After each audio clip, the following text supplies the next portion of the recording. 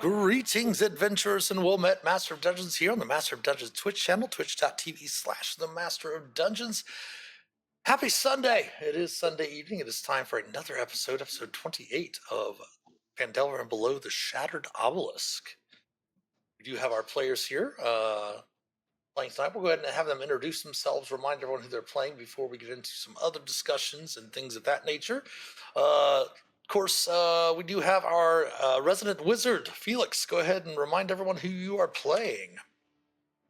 I am playing Phelix, the Lightfoot Halfling, Order of the Scribes Wizard, level 8, with the urchin background. Grew up on the streets of Neverwinter, and now he's in Phandalin, well, outside of Phandalin at the moment, going through a crypt with a bunch of his friends and killing undead, re-killing undead. I think we had this discussion last time. And Right. never came to a full conclusion on it.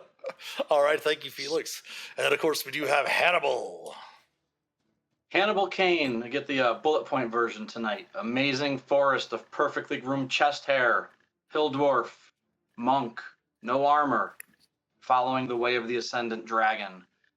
Swinging hue, swinging fists, wasting key points. And perhaps maybe With even his three best friends. and maybe perhaps even being a new follower of Doomathorn, maybe, right? Allegedly. Allegedly, yes. All right, thank you, Hannibal. And then we have Ulmor.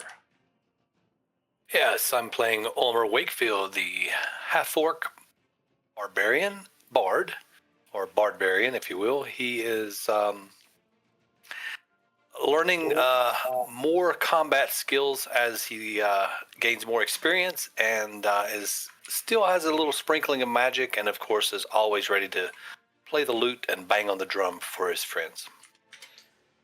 Thank you very much, Ulmor. And of course, they are joined by their NPC companion and friend, Shae, who is a wood elf Twilight Domain cleric of 8th level as well.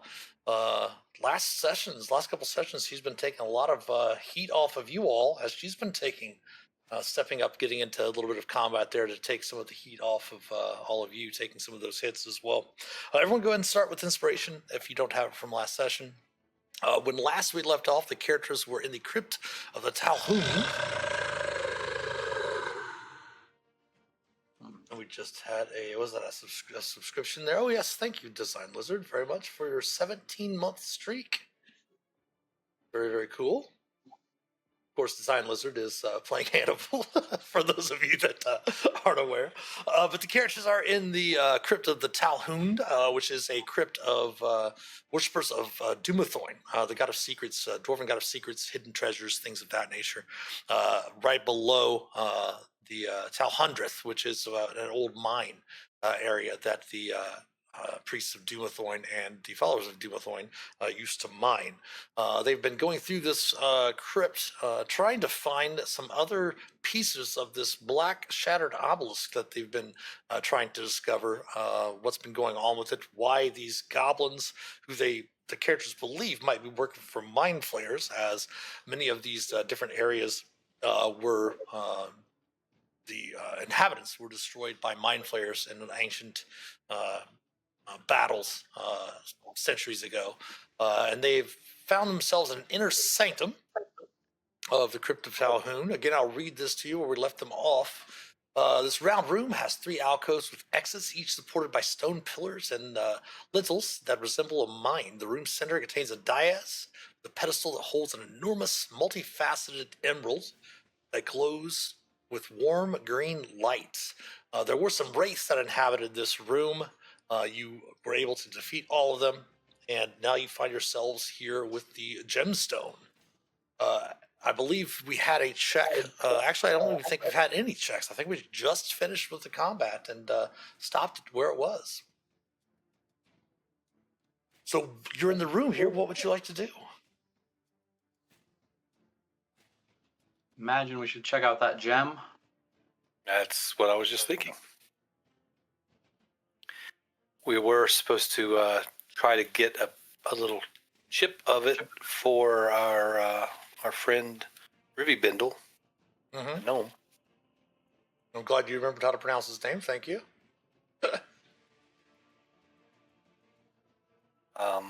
So Ulmor, he'll step up and he'll say, he'll ask Phelix. He'll say, Phelix,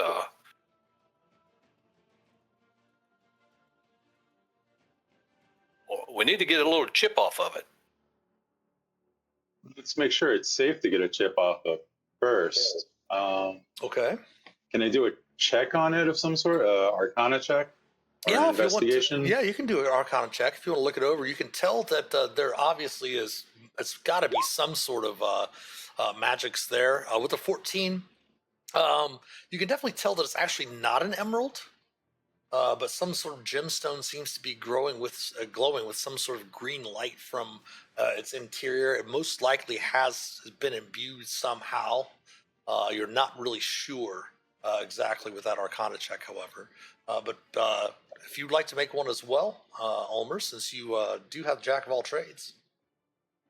I'll do it. Yeah, you kind of get the idea of what Phelix is, mentioning about the gem, but really can't tell that much about it. You do note that actually, Hannibal, if you want to make a history check, since you are a dwarf, for stone cutting, yeah. I was just double checking. Hopefully it adds all the modifiers the right way, because it says double proficiency. So, history. Guys, out of the way, let me look.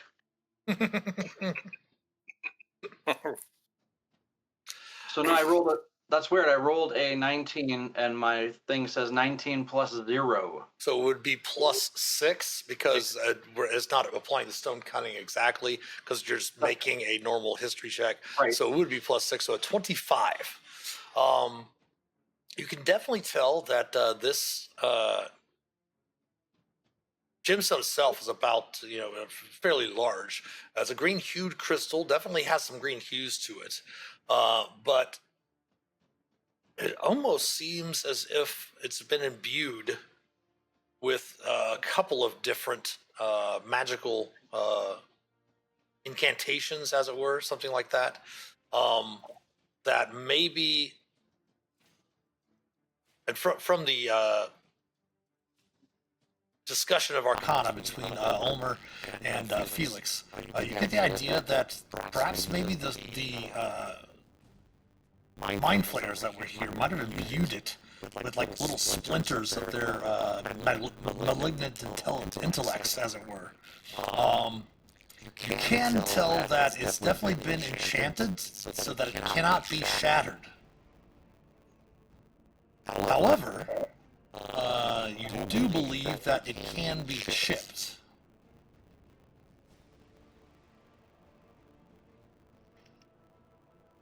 Might as well try and take use off of it then. I have smith tools, but no proficiency with smith's tools. I think there were some tools and stuff that you had found in some of the different adventures. Might have your different quests and stuff in the past might have gave you those. But you can all attempt to work on or work together. Let's go ahead and make a group check. Everyone give me a skill check that you want to add to the group check, and then we'll just have every one of you make that check. Go ahead and describe what you'd be doing with that skill as well, about how you'd be using that skill to help chip the gemstone. Alright, so how about an investigation check to figure out where the best spot to take a chip off of it would be? Okay, and then what about for Hannibal and then for Ulmor? Go ahead. I would, kind of juggling my smith's tools in my hands, I think I would warm my fingers up and get some dexterity ready to make a skillful swing. Based on Felix's guidance of where to chip. Okay. And then Ulmor.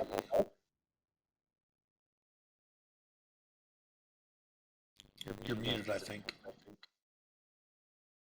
He will grab a hold of and use a strength check and just hold it very tightly.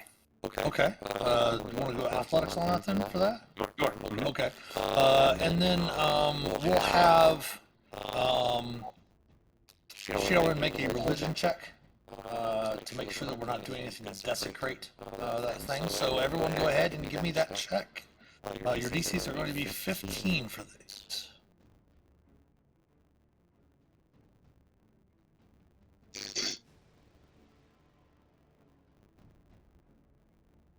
Nice.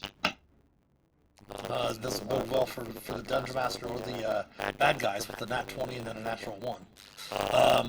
Yes, as a group check, you are able to successfully get a chip of the gemstone for the gnome that you encountered earlier. Ruby Biddle. Excellent. Awesome.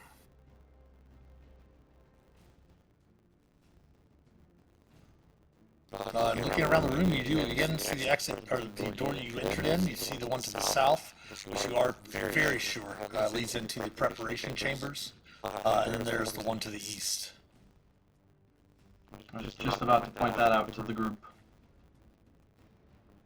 I think I'll go give a listen to the door to the east if we think we're settled in this room.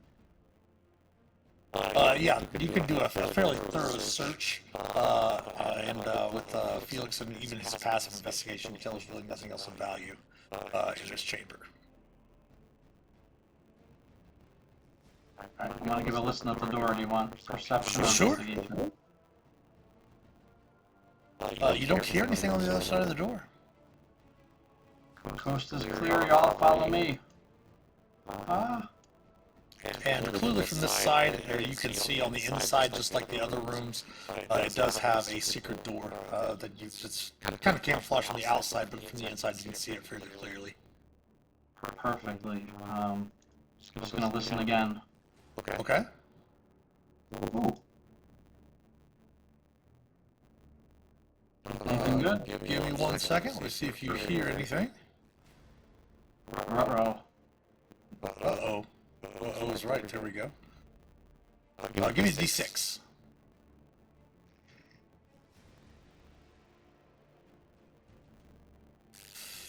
You actually hear low muttering on the other side of the door in Dwarvish. I make sure I have my holy symbol of Dumathoin out and in front of me. Okay. And you hear that muttering outside on the other side of the door that says, "The Brain Eaters have come. Save us. If you cannot save us, avenge us." Turn back to Ulmor and tell him the coast is clear. And open the door. Coast is clear. Let's go. I'll put that saying there for you in chat.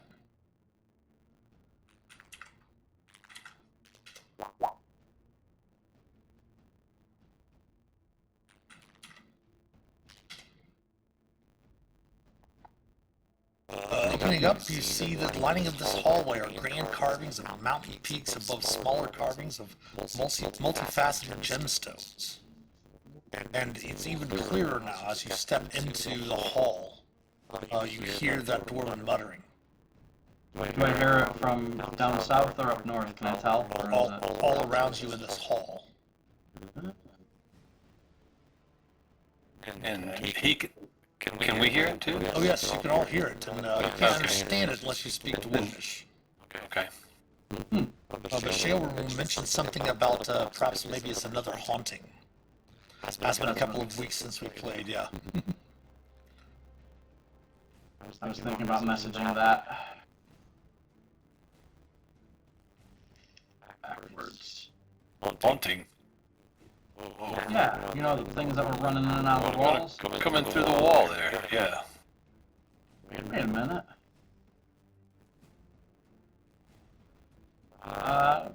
North or south, Phelix? Let's go south. Alright. There's a door right by Phelix, there's a door, double doors there, and then at the very far end of the hall there's another set of double doors. Alright, everyone go to a different door, we'll open them all at once. No, wait, that didn't work last time. Give a listen at your door, Phelix, we'll try that. Alright. Oh boy. Perception or investigation?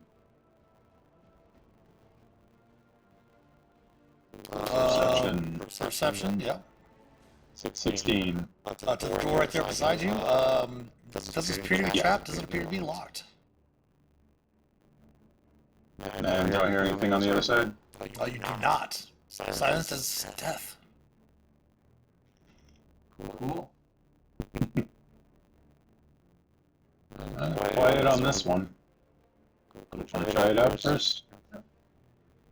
Yeah, trick or treat. Alright. Take a step back. Yeah. Here we go. Okay.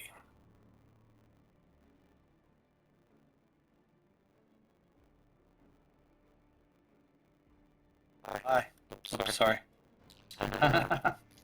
As you enter into the room, looking around, you see the architectural designs are carved on the walls of this room, showing the chambers and passages of the crypt. A statue of a glowering dwarf stands protectively over a sarcophagus with a cracked lid.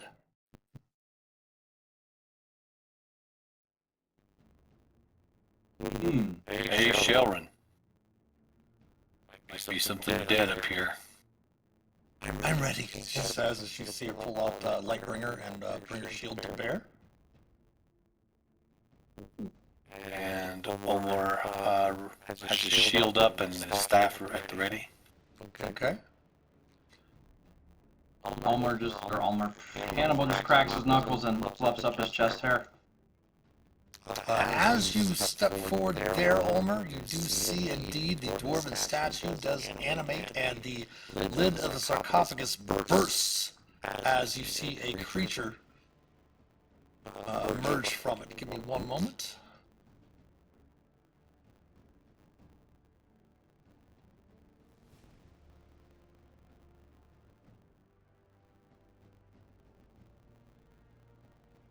Please select your tokens and roll initiative. As you can see, the corpse of the dwarf that bursts forth from the sarcophagi is wrapped in different types of linens that does seem to have architectural plans all around it, all engraved on the linens.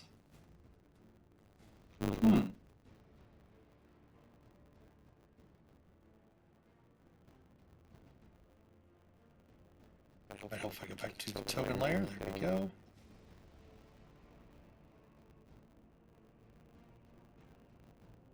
Yay! Ah!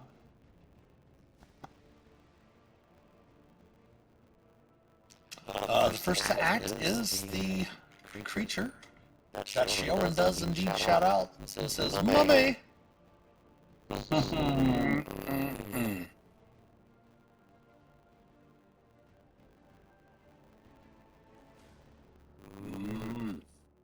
Alright, the first thing that the mummy is going to do is use this on Hannibal, since Hannibal stepped forward first. So go ahead and give me a wisdom saving throw.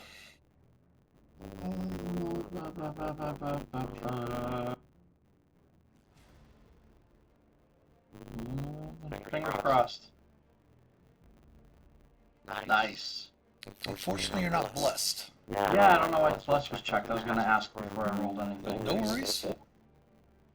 I was also going to ask, looks like I'm hasted and bardic. I don't know if either of those are still... That happened, I think, during the fight in the...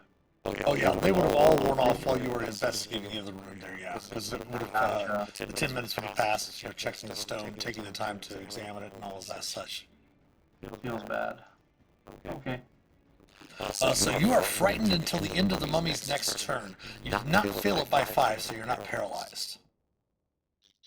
It is then going to step forward.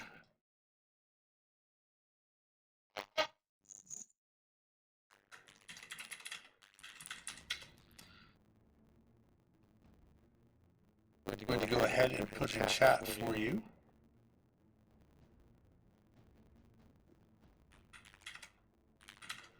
What the frightened condition does for you. The mummy is going to step forward and continue with its multi-attack. It's going to attack with a rotting fist at Hannibal. Ooh, critting Hannibal. for 16 bludgeoning and 20 necrotic. Keep in mind you do have your temporary hit points. The only person that doesn't have them is children. Alright, so I'll drop 13 temp and 13 regular. That's 26. Took 36. Math is hard. No worries. And then please give me a Constitution saving throw.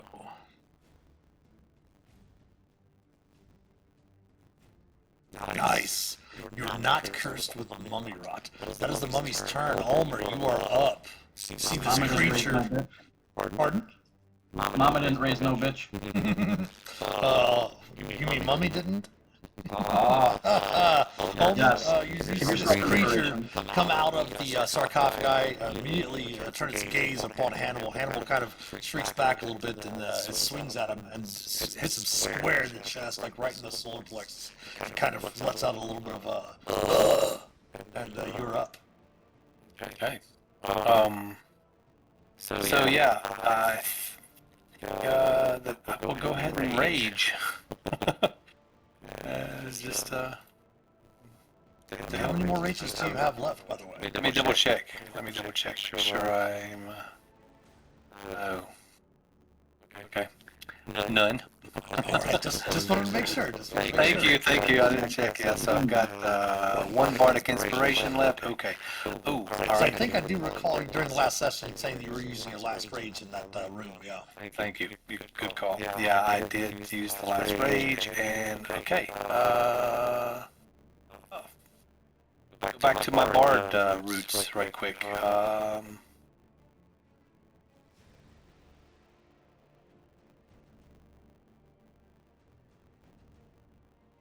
Fairy fire. You don't have to worry about pulling that out. Say 4x4 square. Okay. You should be easily able to get both of them in that. Okay. I'm just trying to open Sheldon's character sheet. I created a new one for it. It still seems to be very, very slow in opening the character sheet tonight. See how many spell slots she had left, but we can always check that later on. We'll just close that down for now. And your DC is what, a 13 or 14? 13? Alright, we'll attempt a dexterity saving throw for the mummy. It is fairy fired. Yours is purple, right? Correct.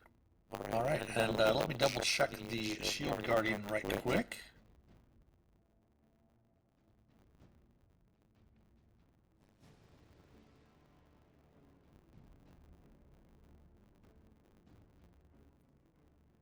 That does not come into play. It will attempt its dexterity saving throw.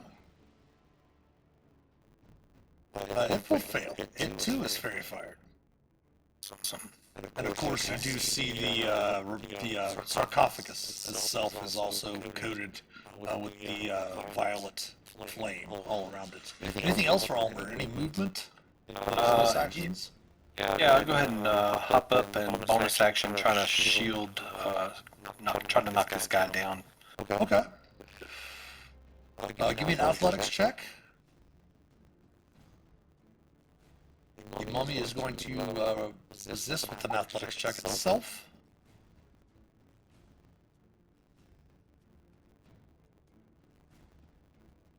It will succeed, and you are not successful in knocking it prone. Okay. Anything else? Nope, just stand there at the ready beside Hannibal. Alright, Hannibal, you are up. Awesome. Something I never get to use. Sitting there, put my hands on the side of my head, and I use my monk feat or ability, using stillness of mind to cause myself to end the effect of being frightened. Perfect. As my bonus action. Since I never get to do this, I am going to spend a key point on a step of the wind to disengage.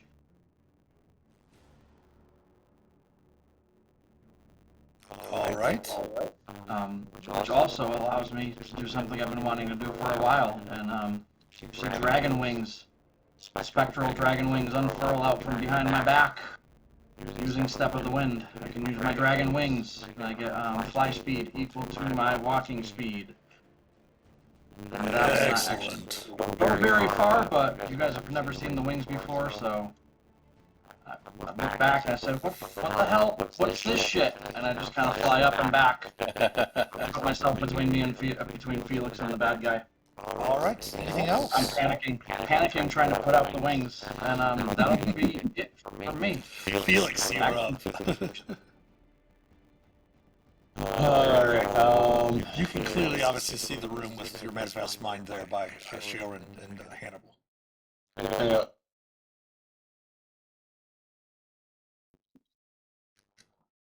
Don't know what I want to do. Oh, wait. I got one of these left. I'm going to use a fireball.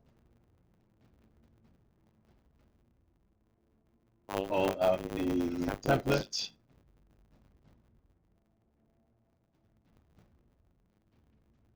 Perfect positioning.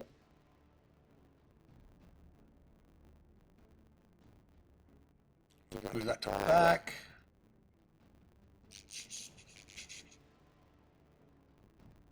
And I'm going to change the damage type to radiant. Okay.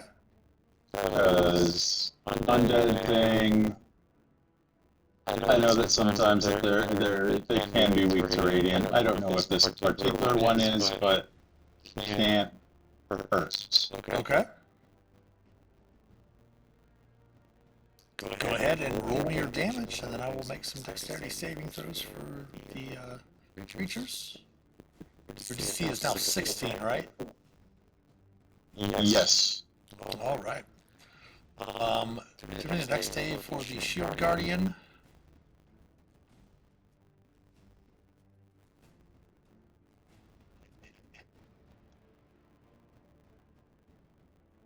There we go.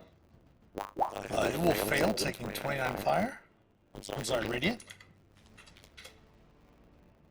Doing the exact save for the mummy.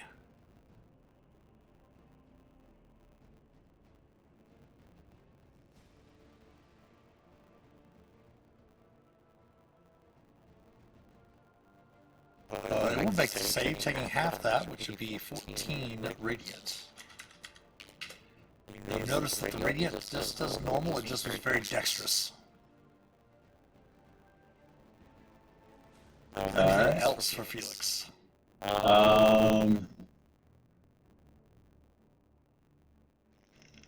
No, I think that's it for me. All right. Oops. Let's go ahead and remove the fireball. Or the radiant ball. Shae is up. She's going to use a bonus action to cast her spiritual weapon.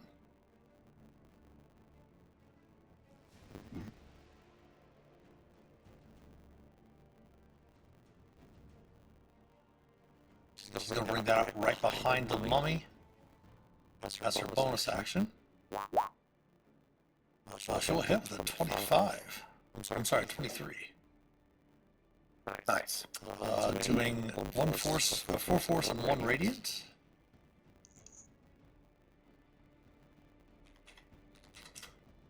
Oops. Hey.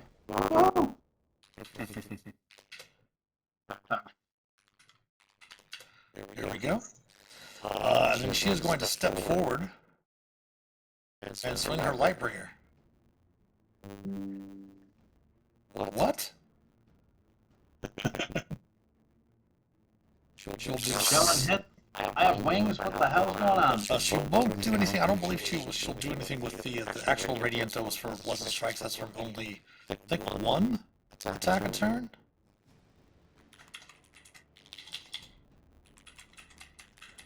I'd really love to open your character sheet to double check, but for some reason it's very slow this evening.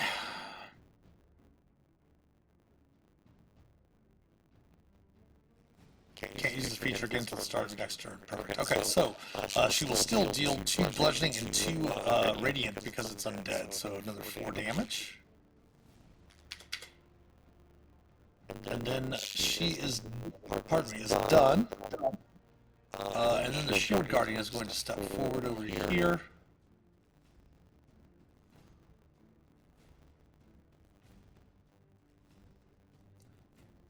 See, 5, 10. It's going to squeeze into the spot right beside Ulmor and take 2 attacks against Ulmor.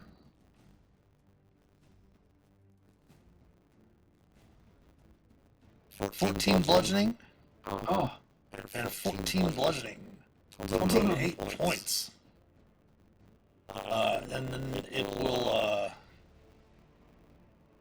actually give you an attack of opportunity, Ulmor, as it will step back. Oh, I'll take it. 25 will hit. For 7 bludgeoning, and you note that the creature is immune to your poison. Okay. Alright, that is the end of round 1. Top of round 2. The mummy is going to step forward here.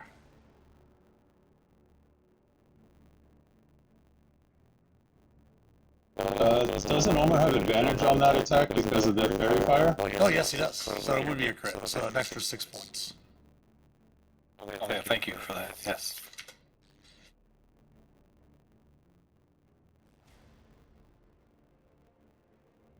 Alright, the mummy's up. It's going to use its dreadful glare. Go ahead and remove the frightened from your token, Hannibal. Yep. So it's going to use its dreadful glare against Ulmor this time.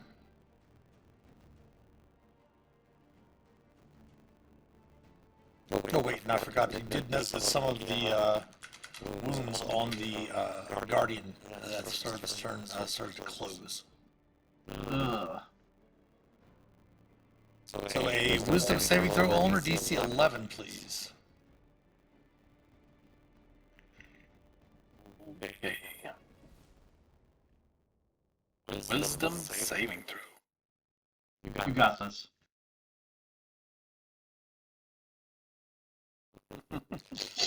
Ooh, you are frightened, and because you did fail by 5 or more, you are also paralyzed Oh no. for the duration.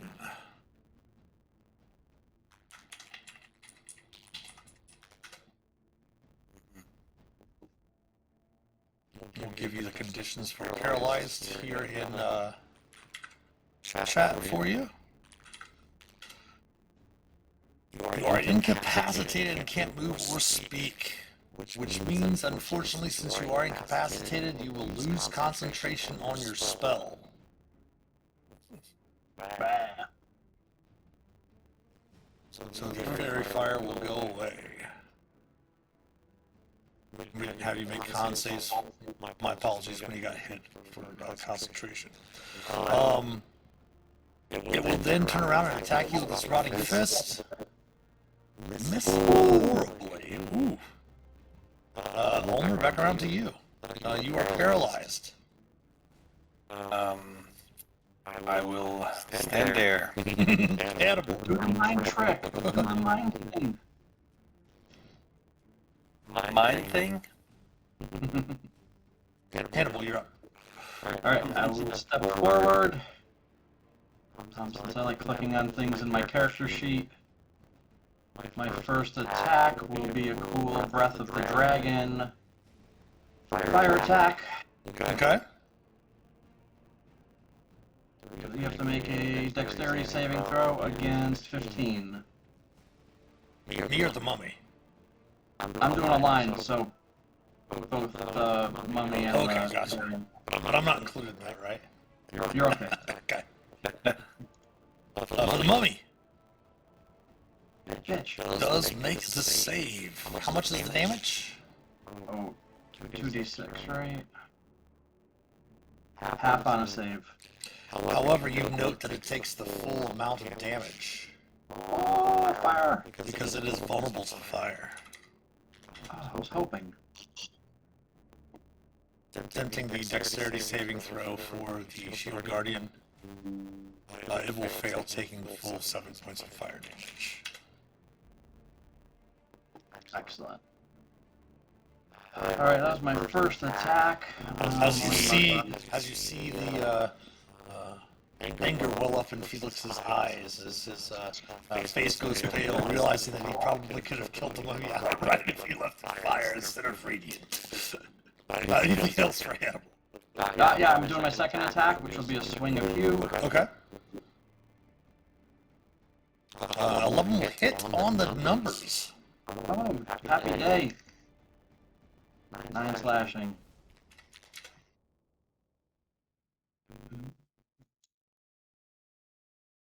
And I will spend my penultimate key point on a flurry of blows on the mummy. Okay. Yay. Hits. 8. Nice. One more. Yay. One hit point. Let's show me. That's more than 1 pixel. Anything else for Hannibal? I just yelled to Shaelren to finish him, or Phelix to finish him, and that's my turn.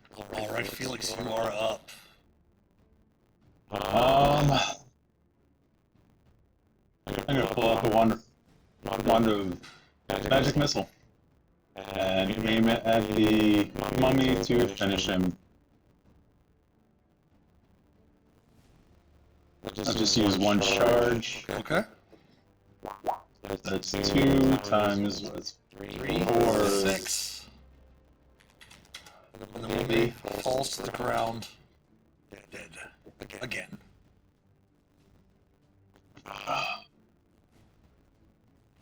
Anything else for Felix? Yeah, I'm gonna use use my telekinetic shove. Actually, yeah. So use a telekinetic shove to pull Ulmor 5 feet backwards. Okay. Do you wish to fail that save, Ulmor? No. Do you want to fail the save, or you don't want to fail the save? I don't. I'm going to let him pull me back. I'm Okay, going to go. Excellent. Okay. All right. So Oh, Ulmor, go ahead. I was worried about the paralysis wearing off or not yet, so I wasn't sure. This is amongst the end of the mummy's next turn, so we're going to say at the top of the round, and it will wear off. All right. Anything else for Felix?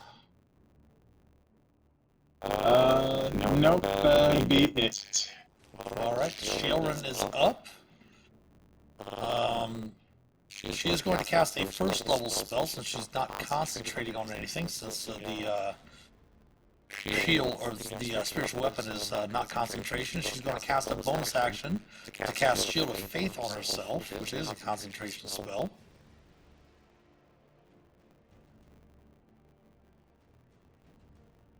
So she is concentrating, and she has Shield of Faith to give her +2 to her AC.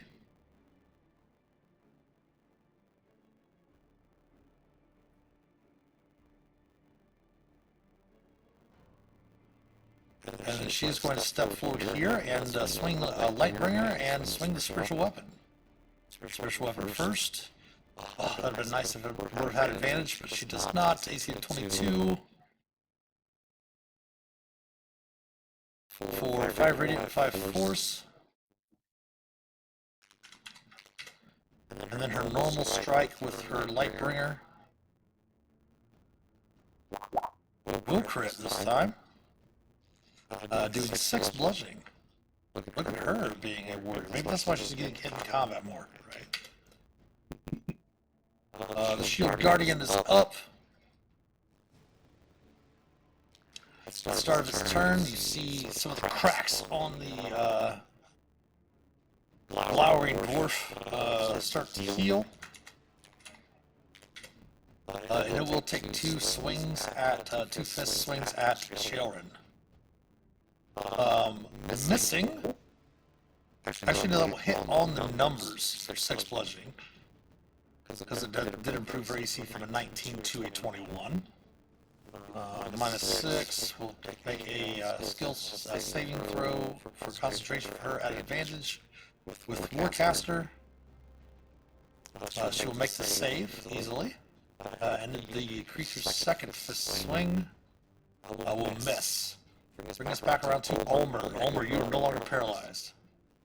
Excellent.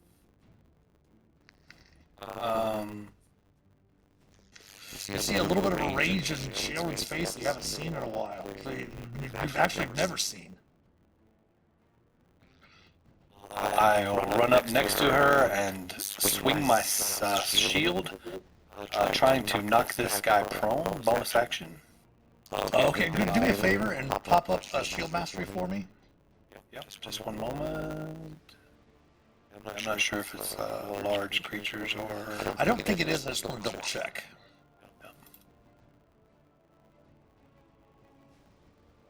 It does not say anything about the size. Okay, no. Okay, so yeah, that's what I was going to say. For Flare, I mean, for Flare, he's not going to be able to hit the thing up really high easily, but so he's going to kind of swipe it low and try to knock his legs out. Swipe it to the knee and drop it down? Sure. Go ahead and give me a athletics check. Okay. It will resist with the 23. That was your bonus action. However, you still have your attack action, so you can swing twice with your staff. Well, that will hit. For 6 bludgeoning. And the 9s will miss. And that's it. I'll just kind of lean over, look over my shoulder and say, "We got this, children. 10 cans. Crush him." All right, Hannibal, you are up. Excellent. I am going to skirt up to here. I'm going to swing you like a can opener. Yes. Yeah, you will. Nice. I'm coming back around with you for the second attack. That will hit. Whew. I tell Ulmor and Shelrin, we just have to keep hitting them like this. Shae glances over to you with a look on her face like, "Yeah, get up here, pussy." Nice. But she doesn't say that because she would never say that to you. My last key point, 2 more unarmed strikes. Blurred blues, okay. Yeah. Hit. Nice. Ooh, nice. Wow. That will be my turn. All right, Phelix. Finish him, Phelix. Not sure I have anything that can finish him, but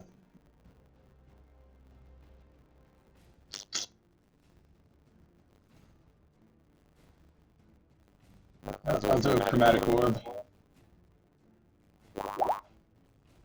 That's a...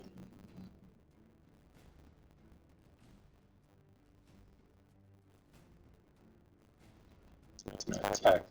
Yep. Uh-huh. Yep. 11. 11 will miss the Guardian.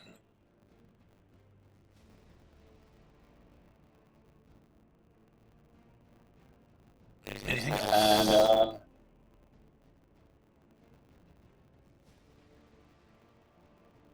And take that. Step back into my little cubby hole. And that'll be it. All right, Shaelin is up. She will swing the spiritual weapon one more time as her bonus action, hitting. Doing a 13 damage. She is then going to try to see if a Till the Dead will affect it. So it's going to attempt a wisdom saving throw. Its DC is 15. It will fail, so it will take 2d12. Oops. Damage. 11 points, and it does not seem to be resistant to necrotic damage. The creature is up. It does regenerate some hit points. Sharon does seem to be doing the most damage to it, since Hannibal was late to the party. But it is going to take a swing at both of you. So first at Sharon, missing with a critical 1. In the attack against Hannibal. Of course. Bludgeoning.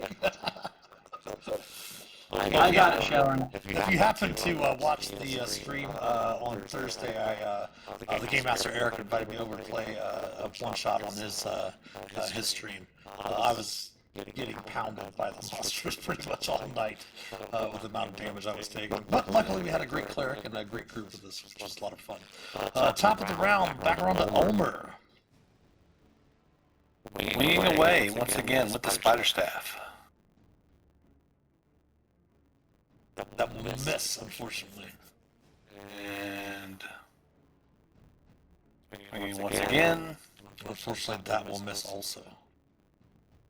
And I'll go ahead and bash him again with the shield. Try to knock him down. Maybe it'll help someone else. Okay. Ooh, nice. Ooh, he matches you. Okay. Not only is Hannibal getting hit like I was on Thursday, now Ulmer's rolling like I was on Thursday as well. Next up is Hannibal. Yes. Well, let's try for a repeat with no more key points. We're going to do a can opener Hugh. Go hit. Wow, you're just hitting like crazy tonight. That's awesome. Backswing, can opener. Oh, Jesus, sorry. And we'll do a single unarmed strike. Okay. Bonus action. Miss as well. Thanks. That's my turn. Phelix. Step out. Mind Sliver. Ooh. DC 16 intelligence.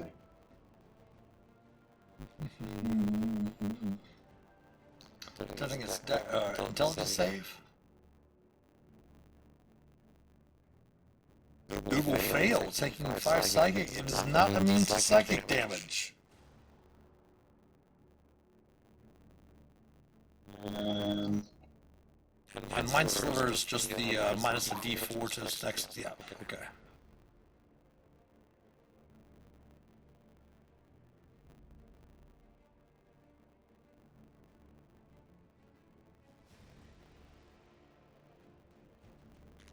Anything else for Phelix?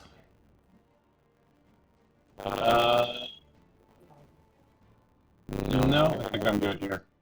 All right, Shae is up. She's going to attempt to attack with the spiritual weapon. Missing. She will cast another Toll the Dead. It will fail yet again. Taking 2d12. 9 points. Start of the Shield Guardian's turn, you note that some of its wounds close yet again. It is going to see that Ulmor and Hannibal are the ones that are closest to being defeated, so it's going to take a swing at both of you. Hannibal. An 18 AC. Yep, on the numbers. 13 bludgeoning. Ulmor. Missing with an 8. Twice! Any reaction from Hannibal? Yes. I should have done it last turn. I'm gonna use my Sentinel Feet reaction. Okay. And take a swing. Go hit.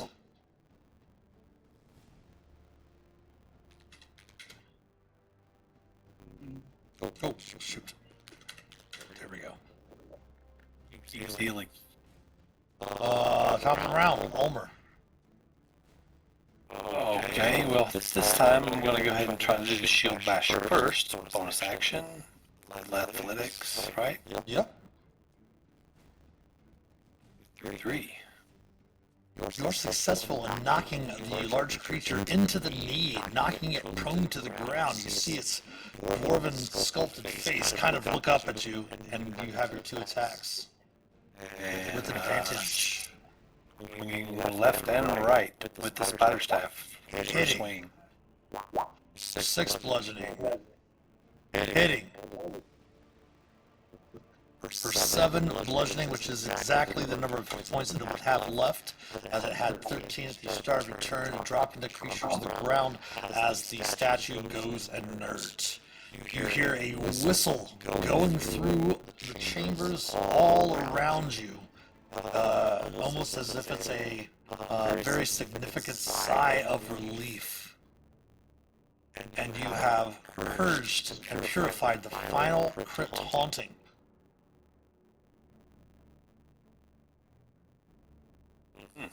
All of you gain the following.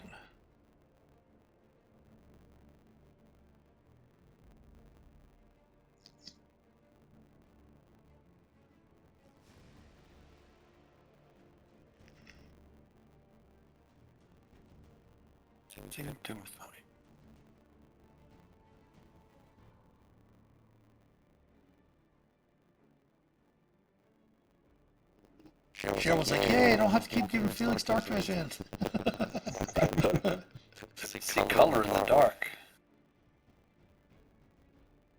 Oh, wow. So note that on your characters. Is that lasts for how long? A minute. You have the last part lasts for 1 minute, and you can use it after you finish a long rest. Okay, so we could just use it indefinitely? This is what we gain? Yep, you are blessed by Dumathorn. Oh, sweet. And you can see colors. If you already have dark vision, you can see in color in the dark now instead of just shades of gray. Unfortunately, Phelix can only see the shades of gray because they didn't have dark vision before, but still gives him dark vision now permanently. Ulmor kind of looks up and looks at his hand and he says, "Whoa." He looks in the distance and says, "Oh, did you see the size of that chicken?" And You see the size of that goddamn chicken? No. Pet the dog. I can see it. I can see it. How to pet that dog? It doesn't say how long, so I'm just going to say 60 feet.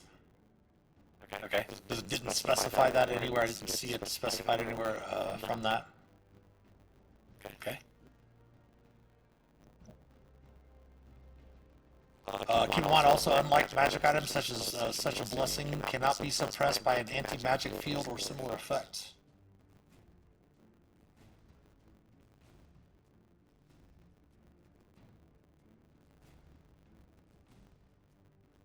And you definitely feel that you've purged the hauntings and purged much of the influence of the mind flayers from the past here in the chambers of the crypt of the Talhund. Looking about, the only thing that you find is that the mummy does have, very much like the others, a gemstone embedded in its chest cavity. And you all instantly know that if you take that gemstone, that you would lose the blessing of Dumathorn. Oops, sorry. No, that's good. Test it out.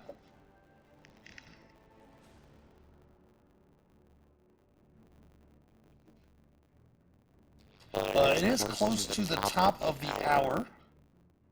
So we're going to go ahead and take a small little break here, as we are going to have the ad break popping up here very, very soon. So stretch your legs, use the restroom, grab some snacks, refresh your beverages, and we'll see you on the other side of the ad break. So stick around. We'll be back in a few.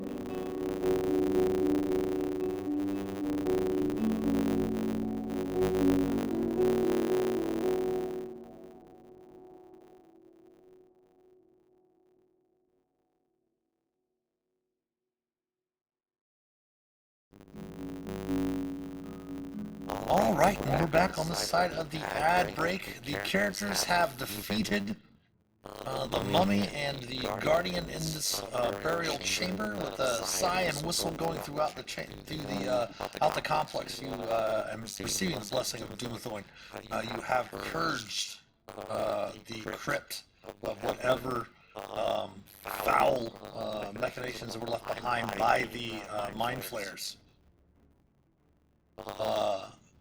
And in exchange for that, definitely taken a number of wounds as well. Ulmor, did you take any of this off of your temporary hit points that you had? No, I did not. So go ahead and take those temporary hit points away and then add 13 back to your total hit points overall. Okay.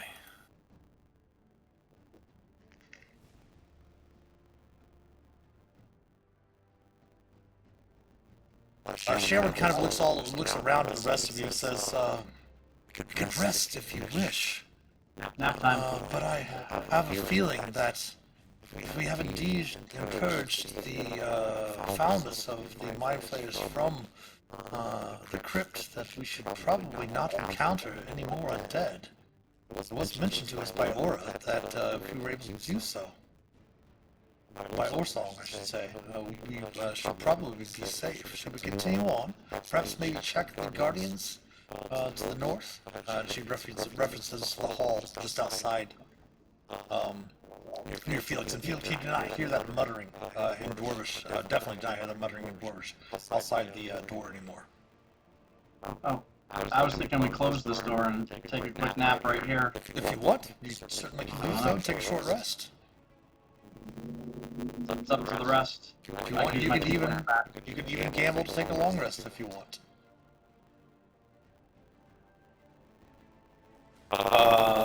Felix, you remember that cool thread? Yeah, what? Travel with a guy who used to put thread around the door and it would wake us up if someone came in. I don't know how you wizard would do that crap. Yeah, I can do that, but I can make us the tie of the hut. That'll Drop a ritual most things get in front too. drop a ritual alarm on the door and then ritually cast a Leomans. Yeah. Oh, actually, while you're ritually casting the alarm, Shae will ritually cast Leomans. Keep forgetting that she has that too.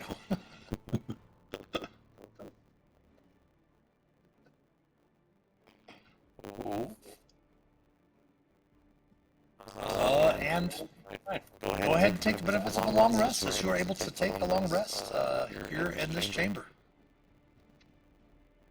Hell yeah, that feels good. Your dreams are filled with thankful spirits of dwarves from the long past, thanking you in your dreams for blessing this, re-sanctifying basically this respected burial sanctum. And of course, the blessings of Doomthorn do fill your dreams as well. Because of that, you are granted a little bit of information that the obelisk fragment that you seek lies to the south and east.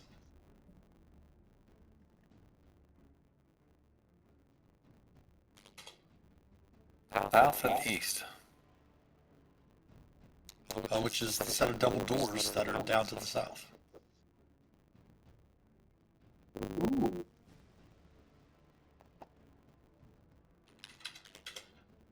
Very nice. Was she already suggesting we check on the Guardians up top first, though, or no?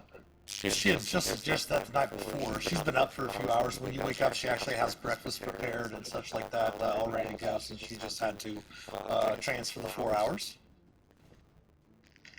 She made pancakes. Lamb spread. Even better. With some taters and mushrooms. Mm. Let's get meat back on the menu, boys. But you've had a long rest, and we'll go ahead and we'll just leave your manifest mind out there for now when you need it. You can summon it again, Felix, as soon as you get up if you want to.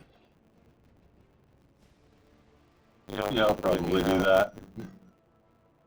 It actually moves faster than me, so, you know. Fair enough. Fair enough. I'm not sure what I did, but I've got symbol. Let me see. Let me zoom in. Symbol and a number on my. Oh, that was some of the bardic inspiration, I believe. Oh, might have been. Oh, it was your. For some reason, you had dead on you. I didn't mean to do that. I must have. Dead 0.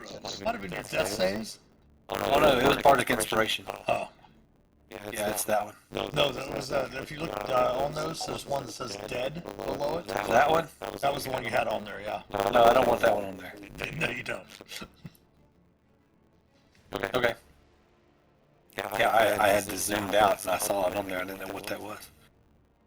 Okay, cool.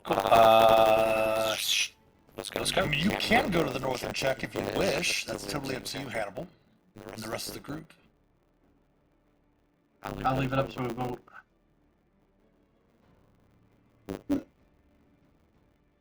What do you think, Ulmor? I'm thinking I want to follow the voices. The dwarves have spoken. I can see colors now. I want to listen to what they say. All right. I can hear colors.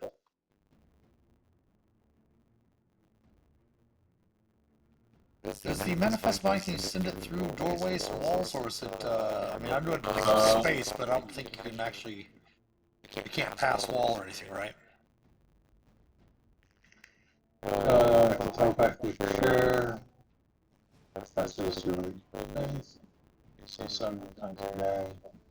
Oh, okay. Reading all expended uses. You can pass through creatures, but not objects. Gotcha, okay, so you would have to, if you wanted to send it in the room, you would have to open the doors, yes. Yeah.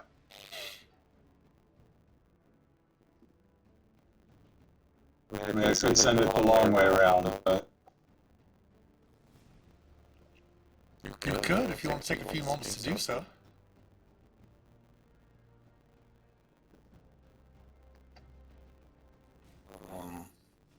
any objections? Go for it. All right. I'll go ahead and just move it over there. You can move the manifest mind into the room, and you can plainly see that the crypt guardians that were in there have been laid to rest and do not make any motion or movement at all when your manifest mind moves into the area. Should have done this first.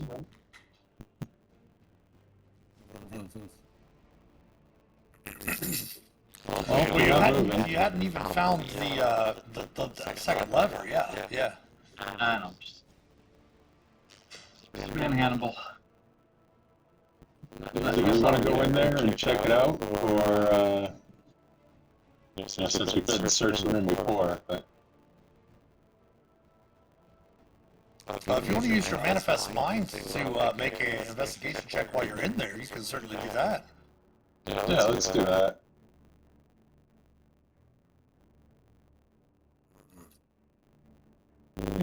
Mind. Vacation. Yeah, 12. looking through, you don't see anything of value. Again, the room, the 14 alcoves with the sarcophagi inside those. Nothing seems to be active anymore. And the center where the 6 armored skeletons were, they just are sitting there armored and don't even move. But with your passive arcana, you can tell that they're no longer enchanted. All right. I will give a listen at this door. Okay. Again, the silence of death. But this time not as foreboding as it was when you first entered the chambers. Alrighty. Ah! Everybody run! Coast clear. That's what you said last time. It was. Entering this chamber, this room is lined with 7 carvings of dwarven miners hard at work. A mining cart against the north wall seems to hold a large chunk of black stone, sticking out about a foot long. That's the thing. Ooh. Shardy thing. Felix, send your brain up there, see what's going to attack us. Ah! Nothing happens. Shae kind of steps up to examine the carvings. It says, explains to you that she believes that they are burial niches in the wall. And seems that setting the haunts to rest have set the spirits here to rest as well. Excellent. Well then. Let's grab it and go. Indeed, you can walk right over to the cart to note that it is a fragment, the black obelisk fragment you've been looking for. Ulmor will grab it, pick it up, and stick it in his backpack. Okay.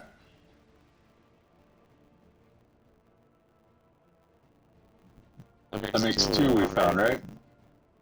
Yes, you found the one in the Intel 100th above.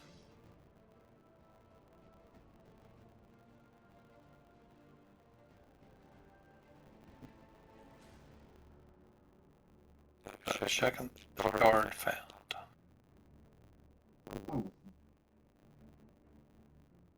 Right. Well, got the shard. What do you wish to do with it? If you recall, you did leave the other shard back at the clubhouse, as it were, Ulmor, for Orsong, for Gwen Orsong to study. Do you want to make your way down? You do note that the entrance, the way down into Gibbet's Crossing, the tunnel leading down to the Underdark was there at the entrance of Tel 100th, if you recall that. So if you wish, I mean, it would, let me see, let's go back to the main map over here of Sword Coast.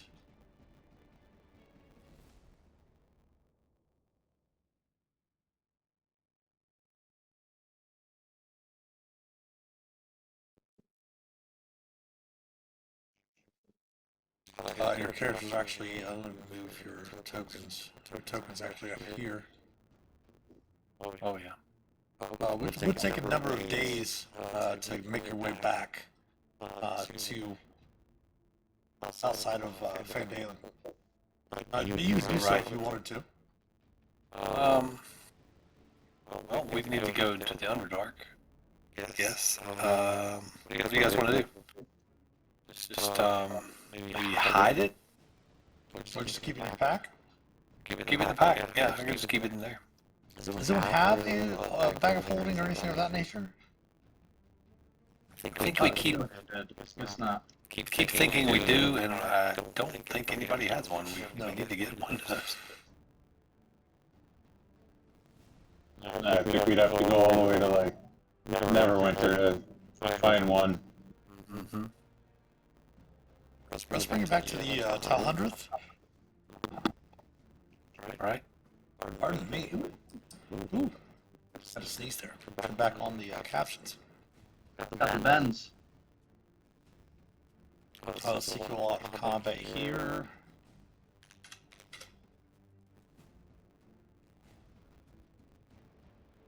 Where did we leave all of you? I think we left you all down here at the bottom.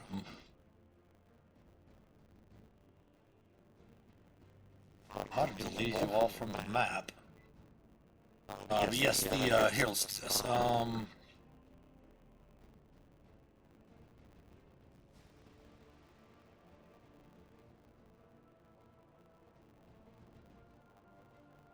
you'll just have to reset your temp hit points on these tokens, which is fine.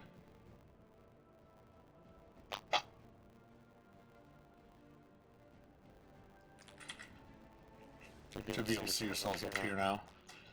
Okay. Yep, at the entrance. Oh, no, your hit points are good. Yep.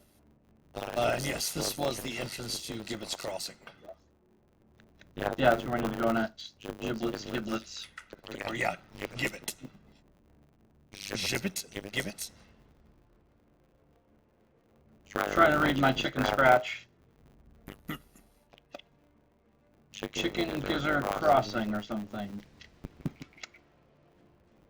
If you're ready to head down there, just let me know, and I will go ahead and move you guys over to the new map. Ready? Nothing left to do, right? Go. Alright, so let me copy and paste your tokens. Ah! Shut those doors behind us.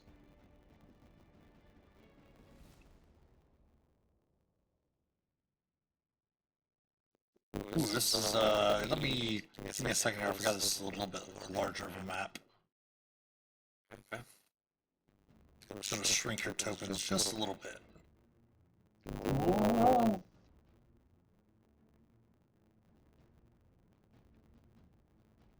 I say to Ulmor, dude, you see my fucking wings? Pretty cool. Yeah, that was impressive. It's I cool, can give you but I that. didn't really believe him. I thought they would have got it. Should see yourselves up here. Let me go ahead and change something for Phelix.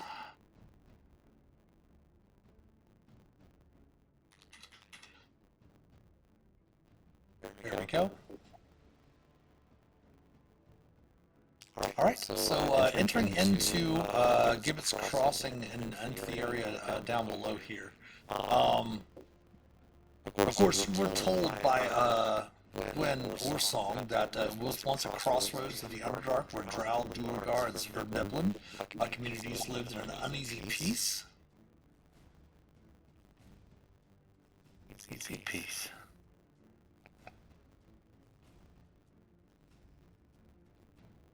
And you are starting to make your way down into the Underdark.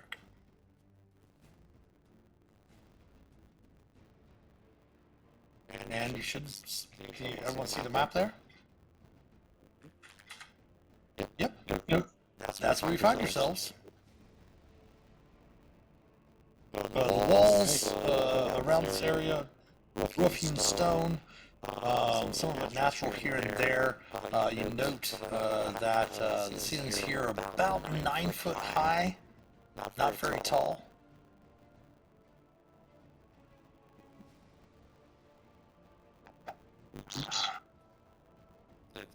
Just like carved out stone? Like, Some of it seems to be carved, some of it seems to be natural.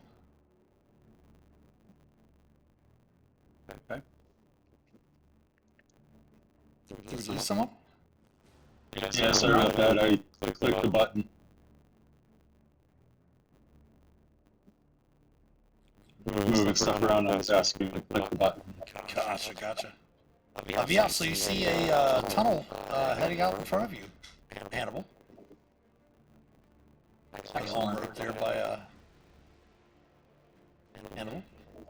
Say we wander down the tunnel. Let's go.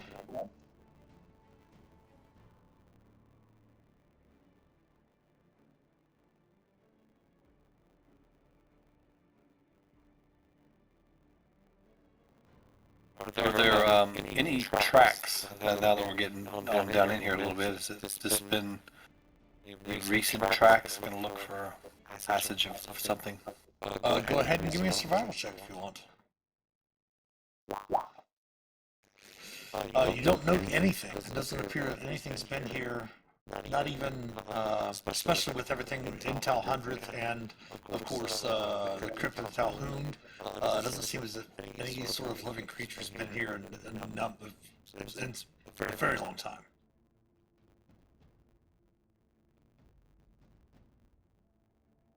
Coming around that area, Ulmor, looking about, you note that it is an irregular tunnel. That does continue to the north up to Tal 100th and around to the east. Okay. Just gonna look back and the tunnel just keeps going. It opens up a little bit. Then why are you stopping? Says she opens.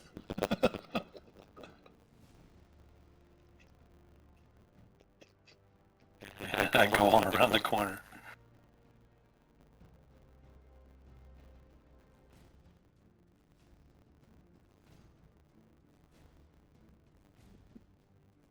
Keeps going.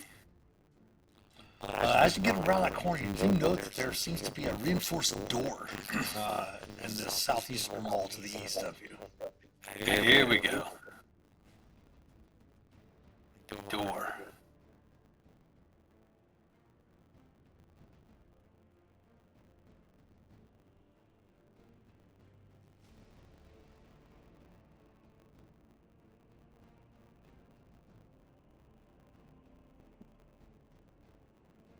Uh-oh. Let's all look at the door. I'll listen. Let's listen at the door. I'm gonna try to Sure. see something. Let's listen to something. Oh boy. I'm glad I didn't die because I've been distracted. My hit points are way off. We're supposed to be at 80, not 66. Okay. The week I was screwing everything up and my mouse wouldn't scroll right. Gotcha. And I know at one point I was at 69 and we were all like, yeah, 69. And now I'm like, wait, I leveled up and now I'm 66. I think that just might have been you. No, it was me. No, I mean, I think it might have been you that was all excited because it was 69. No, it didn't. I was there. Yeah. And mine are 61. You took some hit point permanent loss. We got it back though. You're also, but here's the thing though, you have bard hit points and barbarian hit points. You have what, 5 at barbarian? What's your what is your constitution, by the way? 5 barbarian. My constitution is 16. That's a plus 3. Plus 3. And do you have tough or anything like that? Yes, I do have tough feet. Yes. Okay, so you should have.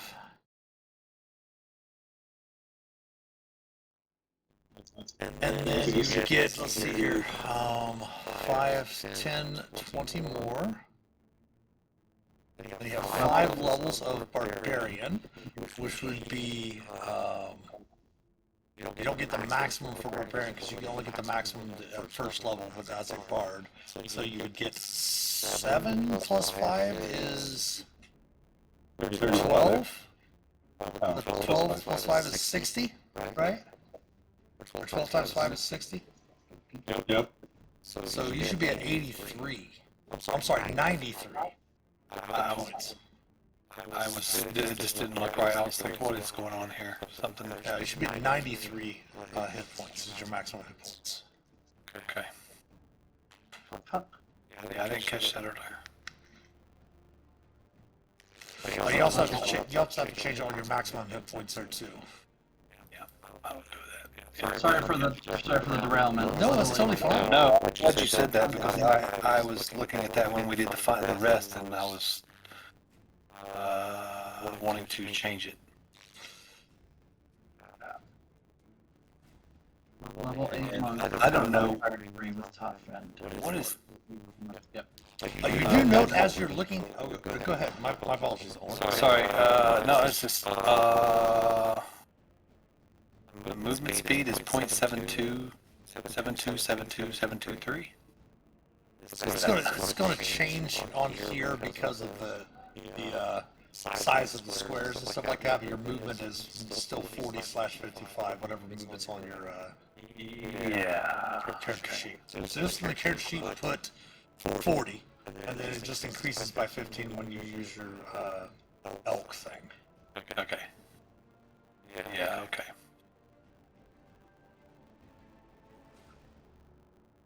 R2, are we, what I was looking at was R2. Let's just do this, because we're not even using bar 2 or anything like that. We just put nothing on there. Okay. Right. Actually, we'll just put your AC on there. There we go. Okay.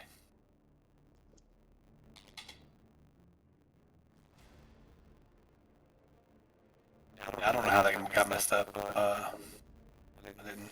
No worries. But looking at this side of this door, this reinforced door, you do note that there are bars on this side of the door. It looks as if this, whatever it created this area and stuff like that, barred the door from this side in which you guys stand.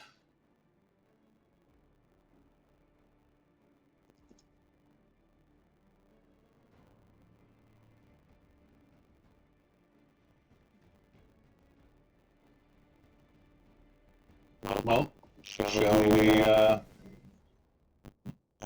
take down the bars and head in? Do it. Well, I will need either a Thieves' Tools check or a Strength Athletics check. I will attempt to bend bars and lift gates. Wait, my apologies. Nice. AD&D reference there. Actually, no, that's only from the other side. You can easily remove the bars from this side without a problem. Okay. Ooh. Locking people in instead of locking people out. Well, locking people, whatever's beyond here, we're locking them out of Dalhundreth. Right. Alright, it's gotta be safe. I'll silently give a listen. Okay. Sounds clear.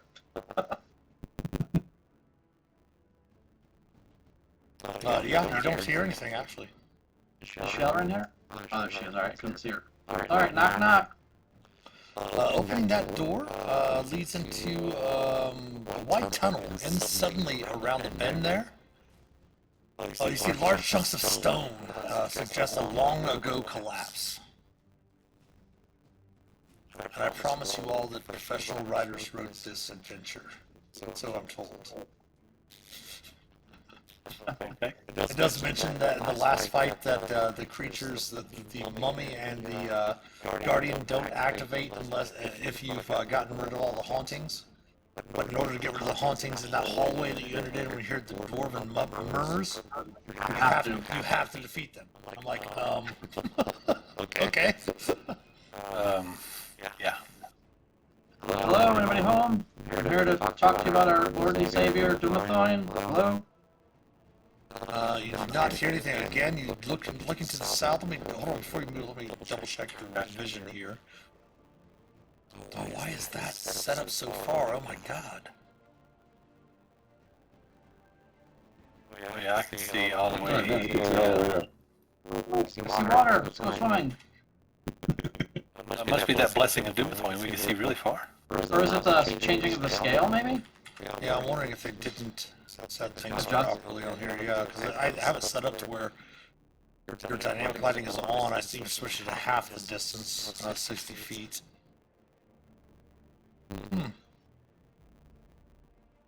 Let me double check the room with the map settings. Hold on, give me a second here. Again, 20. Yeah. See another puddle for Ulmor to throw some rocks in. Hey. There we go. Is that That's changes fun. things a little bit? Yes, that Oh, yeah, changes it does. things there. For some reason, I had daylight on. Oops, shouldn't do that. Got daylight on the map for some reason. Excellent. Because it doesn't have anything about lighting being like that. Let me see here. Illumination.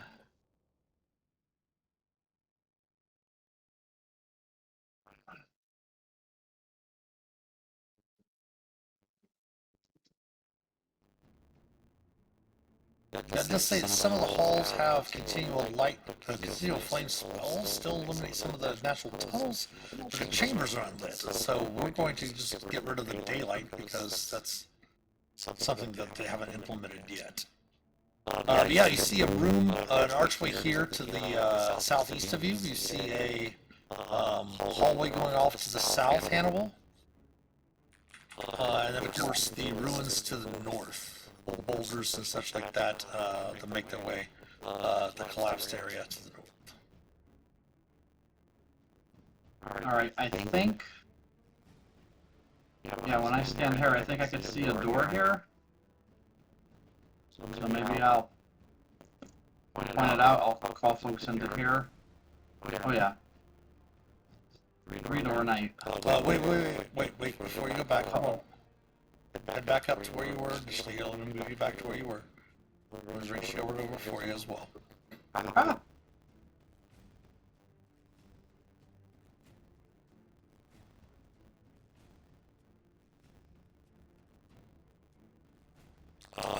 Everyone give me a perception check, please. Active. Okay. Not a problem. Yeah. Look at all these rocks over here, guys. They are. Unfortunately, you weren't looking in that direction. Oh, let me get one for Shae as well.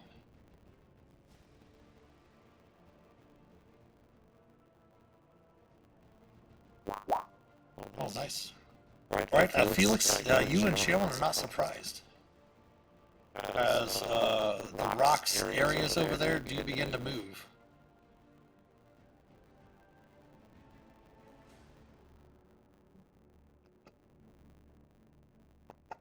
Please select your tokens and give me initiative. Not that you know what those are. What are those?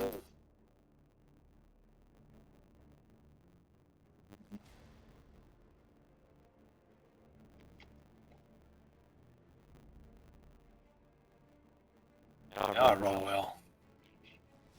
Nice. Oh, good round. Okay.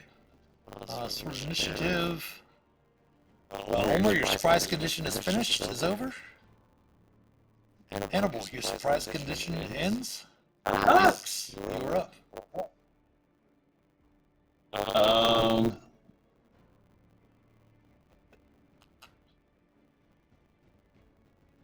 Let's. So they look rocky. I can't. Sure, I'll show you a picture of them. Give me 1 second.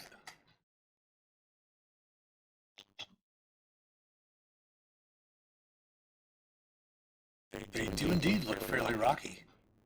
All right.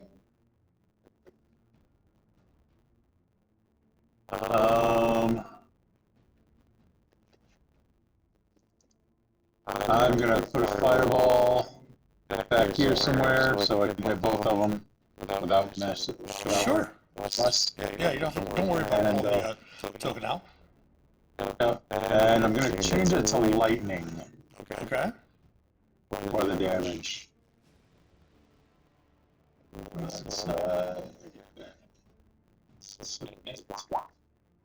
There we go. Alright, so dexterity saving throw DC 16 for that one.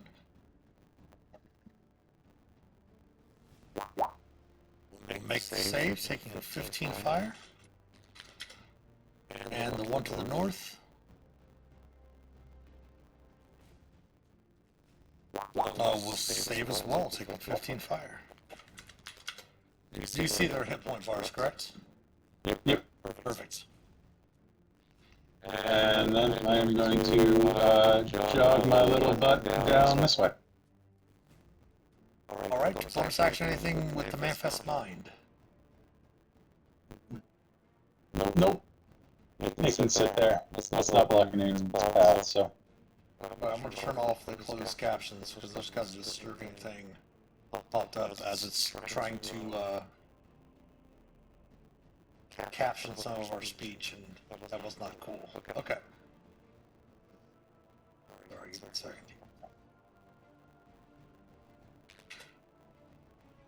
It make our speech and make something lewd. I will tell you all later. Okay. I think I'm the only one that's hearing impaired amongst our group.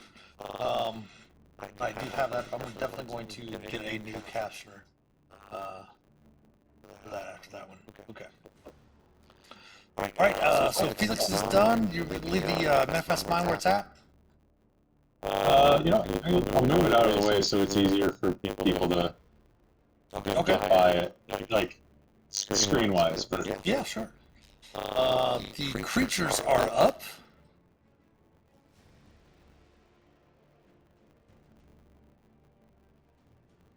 They are not going to move. They're going to stay where they're at. Hannibal. Yes.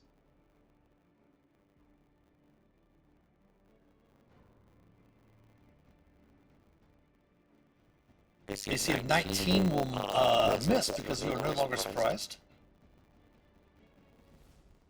AC 14 will miss. AC 23 will hit. You are grappled. You are also restrained. You have disadvantage on strength checks and strength saving throws. And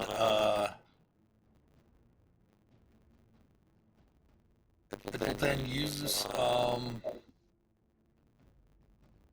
last tendril attack against Ulmor.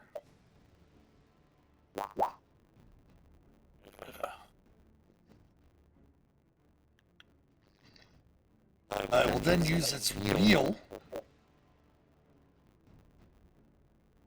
to reel Ulmor right to there.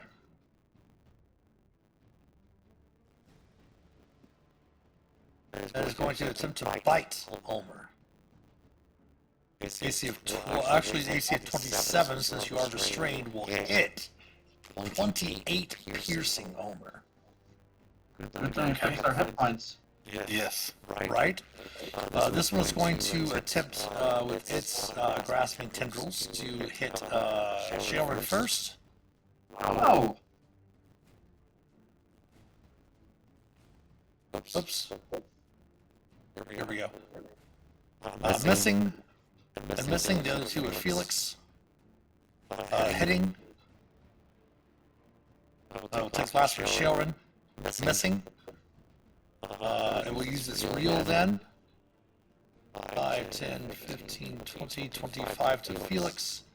And then it will attempt to bite as well. Ouch. Ouch! 38 points of damage to our wizard. you should fix your hit points too. Go higher. Unfortunately, he's probably saying, oh no.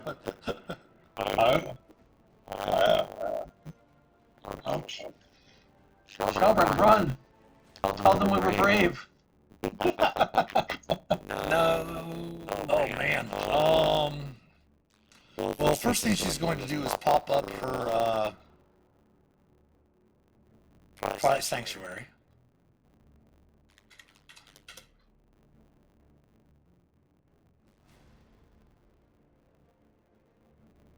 She is then going to cast a 4th level healing word on Phelix as a bonus action. You don't take any radiant damage, but you will heal only 12 points. And then she's going to go 1, 2, 3, 4 up here to make herself another target. Top of the round, Ulmor, you're up. You are restrained and grappled. I'll do what I can to break free, I guess. CC 15 athletics check. Keep in mind you have disadvantage on that check. Okay. A 19. And you are able to escape as your action. All right.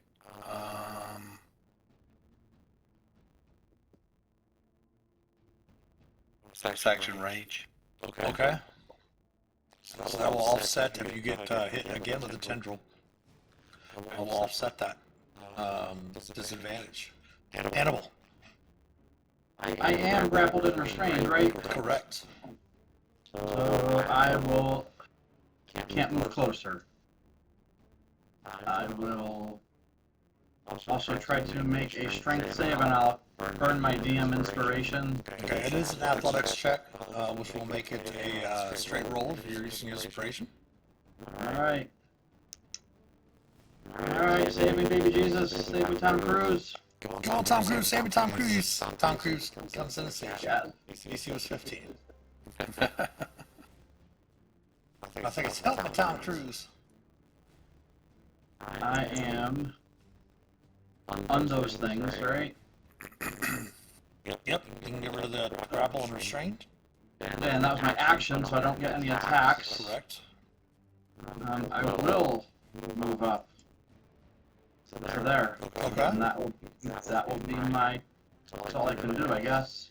All right, Felix, you're up. Rules.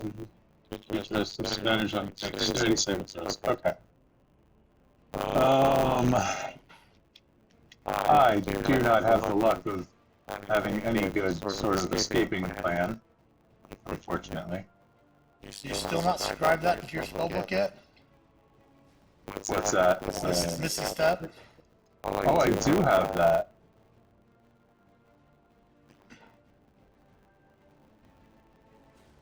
All wizards must have Misty Steps to escape grapples. I did scribe that, and I do have that prepared, so. Teleport up to 30 feet, and it's a bonus action, so I will cast Misty Step. Okay. I'm not going to have you take an action for this, but go ahead and give me a perception check. This does not count as an action. Never mind. But go ahead. You can move 30 feet. I will go to here. Shelren's aura is 30 feet, correct? Yes, my apologies. Let me roll that real quick. D6 plus 8. 13. So 13 temps for all of those that have gone. So Ulmor 13 temps, Hannibal 13 temps.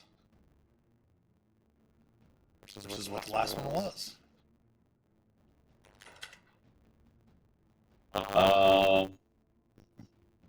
Yeah, so I'll teleport just to the edge of that. Or Misty Step to the edge of that. Yep. Now you can still cast a cantrip. Since you've cast a leveled spell already, you can still cast a cantrip at the moment.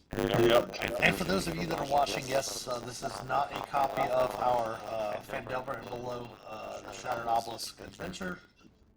This is a copy of the brand new, see if you can get that on the camera fairly nicely there, the brand new 2024 Player's Handbook, which we did get a couple of weeks early here.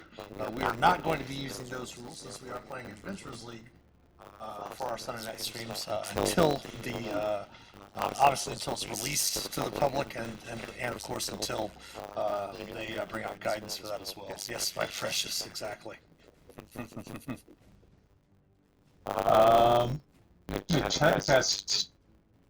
Cast Chill Touch. Okay.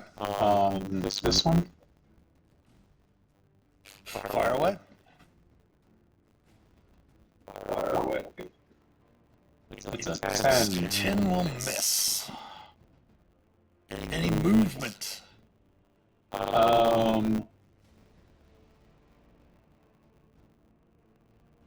5, 10, 15, 20, 25. And I will stay there. Now. All right, give me 1 second here. I have to check something out here real quick.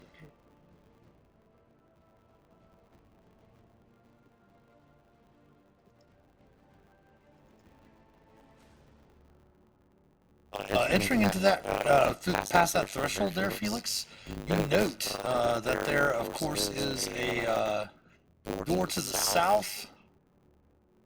There, of course, this alcove here was a set of double doors, but they've been crushed, knocked off their hinges, and they lie on the floor beneath your feet. The room itself, as you're looking around, seems to be blurry, as if you could see it underwater. As if you were looking at it underwater, very blurry, and for the purposes of until you leave this room, you are affected by a blur spell. Okay. That would bring us around to the Ropers. they already have everyone within range, so they're not going to, they're still going to go ahead and use their tendrils to try to capture you all. So this one over here is going to make 4 attempts at with this tendril at Shaelrin. It will bring her in. She is going to be restrained and grappled. That will give it advantage on its bite attack, which will hit her for 21. Which will take away her attempts.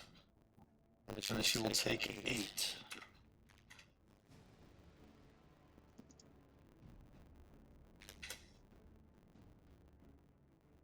The one over here on Ulmor and Hannibal. Ulmor first.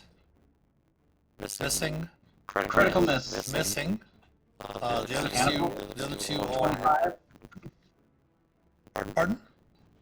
Critical miss and a miss, so Hannibal's gonna get 25 and a 28. Any reaction for Hannibal? No. I wasted my reaction, right? Because Sentinel's when one of my people attacks. No, Sentinels when something attacks your people. A creature attacks a target. Oh yeah. And I absolutely want to swing you. Okay. Man, these things from the graphic looks like they're made out of wood.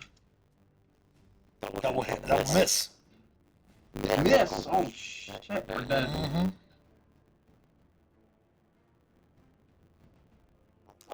Then it will attack with its tendrils to Hannibal.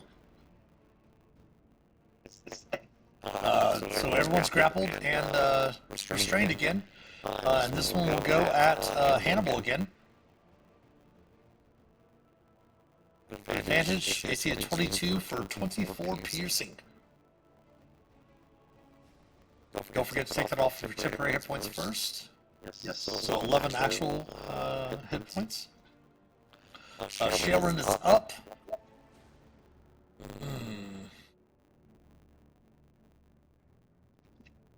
She does not have any knowledge of these creatures, but she is going to go ahead and hoping. Not sure what they are. Give me a moment here. See if I can get the character sheet to open because I need to get access to some of these spells.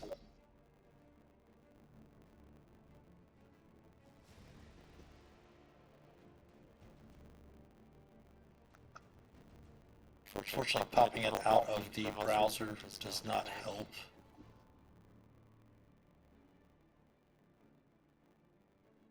Need to figure out what that is. Hey, Master Eric, welcome in, welcome in. Yes, they are 4 of them, or 3 of them with an NPC cleric are fighting some ropers at the moment. The wizard, of course, was smart and hid behind an area where the ropers can't get to them. And we're waiting for having a little bit of issue with the character sheet. There we go. Alright, her character sheet has popped up. She already has Death Ward cast on herself. She does that at the beginning of each day, so we'll drop that down. Yeah, we'll just have her pop up Spirit Guardians. Since she is restrained and she is grappled, she's going to pull up Spirit Guardians there, so we'll throw that up on her, which is a 15-foot radius.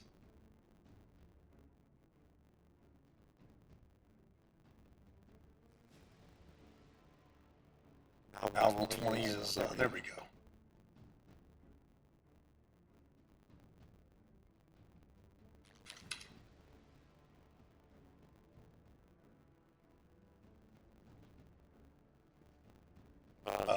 They won't take that damage till the start of their turn. She's already cast, that's a leveled spell. She does not really have any other bonus action. So she is going to go ahead and go to the end of her turn, which will replace any temporary hit points. D6 plus 8. So you'll go to 11 attempts if you've lost any. Brings us to the top of the round. Ulmor, back around to you. Grappled and restrained yet again. Okay. We'll attempt to break free once again. Strength athletics, correct? Yes. Okay. Now keep in mind this before you do that. Oh, sorry. No, that's fine. We can put that on hold. Keep in mind that you are raging still, as it has attacked you.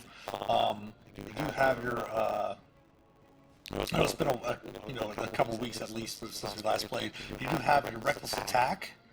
So normally your attacks would have disadvantage, but if you attack recklessly, it already has advantage on you anyway, since you're restrained.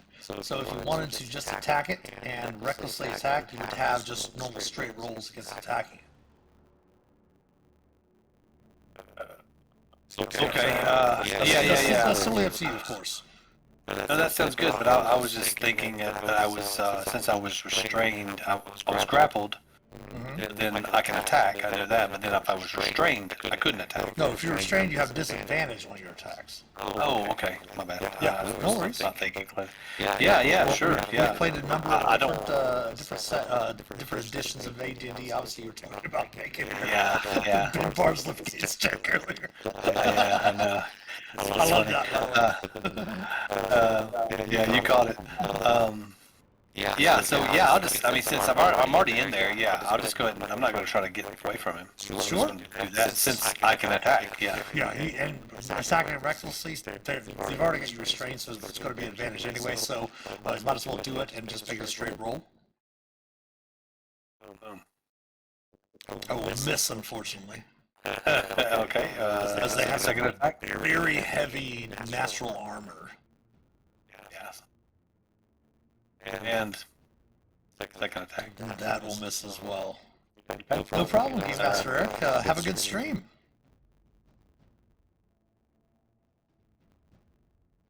Any bonus action for Ulmor? Keep in mind you've had a long rest and everything too since coming into this area.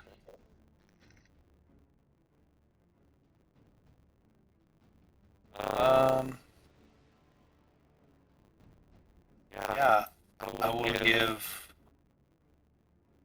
Hannibal. Can I reach him? Him under the numbers? Yeah, he's right to the north of you. Yeah, I see the numbers are covering everything up. Bardic Inspiration for Hannibal. Okay. That's turn for Ulmor. Hannibal, you are up. All right. Grappled and restrained. I'm going to look at the one next to Ulmor.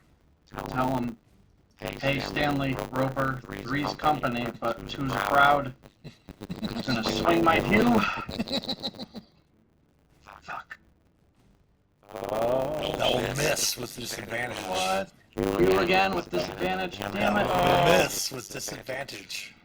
15 point. Flurry blows. That will miss with disadvantage. Last flurry blows. 7 hit. That will miss with disadvantage.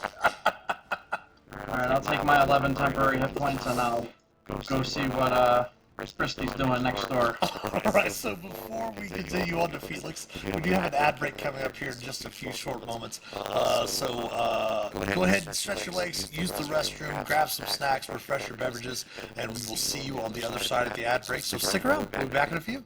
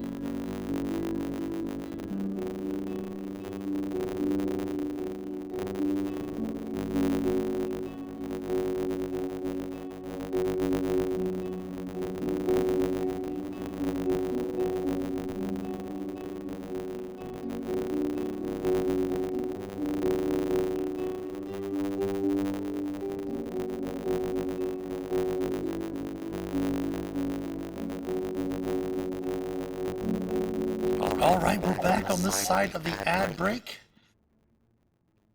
Nice. Yes, we're going to go ahead and, speaking of the pint glasses, we're going to go ahead and put those back into the merch store.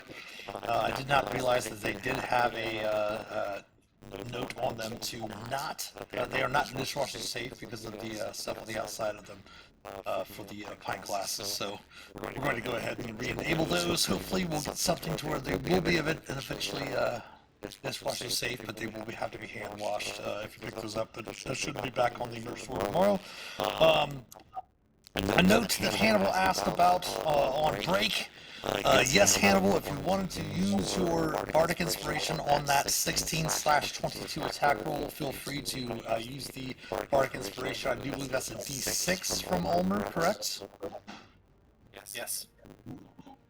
Why not? Thank you. Since it hasn't gone to Felix's turn yet. Big money, no whammies. Big money. AC of 19 will miss. Guys, you should run away. Felix, you're up. This is All right. Felix is Oh, Felix can see everything that's going on, so Felix isn't feeling hopeful stepping out. Yeah, you can see everything with your manifest mind there. Yeah. Yeah. Just step out. Keep in mind you can cast your spells from the manifest mind as well. You don't even actually have to step out there. That's true. That's a limited number of times per day, though. But Gotcha. yeah, actually, let's do that. Let's do a Storm sphere. storm sphere. Where's my spell templates? My spell name.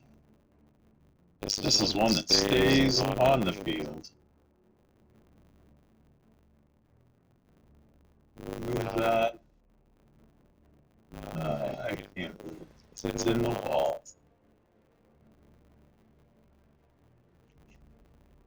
Let me double check the edges of it real quick.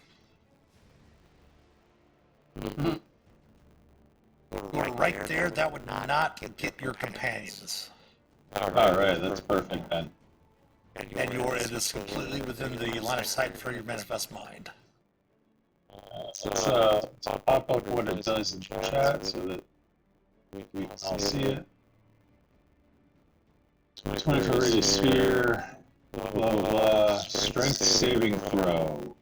Or take 2d6 bludgeoning damage. Hold on, let me alter just a little bit. There we go. Oops.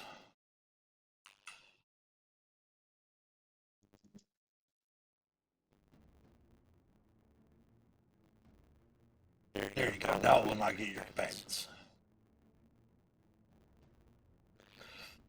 Alright, so when it appears, or in their turn there, strength saves. Okay, so strength saves for each one of them, right? Yep. Alright, And I'll just do the damage. 8 bludgeoning damage. Okay, the one to the north first. DC is 16. It will make it save. The one to the south will fail its save, taking 8 damage. Alright. And, oh, really well, okay. Now, for a bonus action, until the spell ends, you can use a bonus action on each of your turns to cause a lightning bolt to leap from the center toward one creature you choose. Range spell attack. And I have advantage if the target is in the sphere. Alright, both of them are, yes. I will hit the... I'll hit the one holding Shae. To the north, okay. Well, I don't have that on its list of attacks, so D20, advantage, so 15 plus 8, so 23. That will hit. And that's 4d6 lightning damage. 14. We'll take all of it.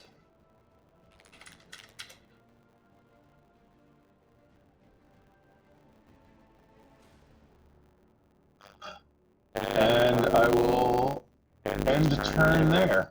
Alright, at the beginning of their turn, the ropers must make their wisdom saves against Sheldon's spirit guardians, which is 17 radiant damage, or half on a successful save. So her DC is 15. One to the north, attempting its wisdom save.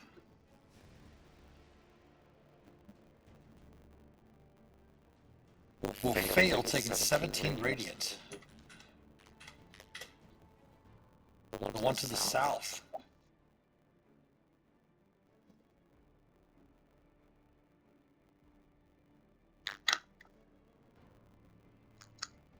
Oh, it will save, so it will only take 8 radiant.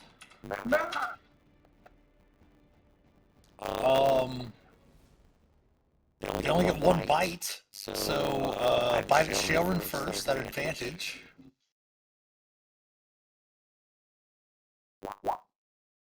AC of 19 will hit for 20, so she will take 9 actual damage.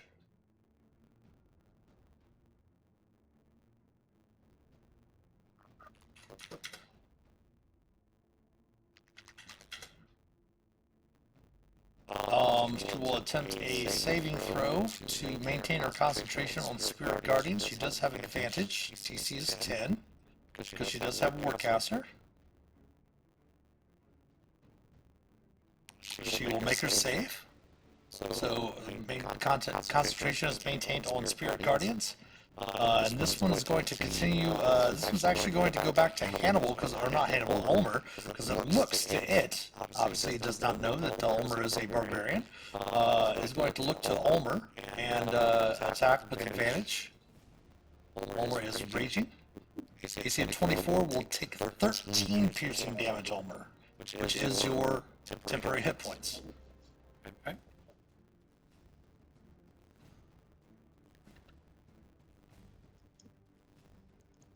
They can only move a half movement, so I'm going to do this.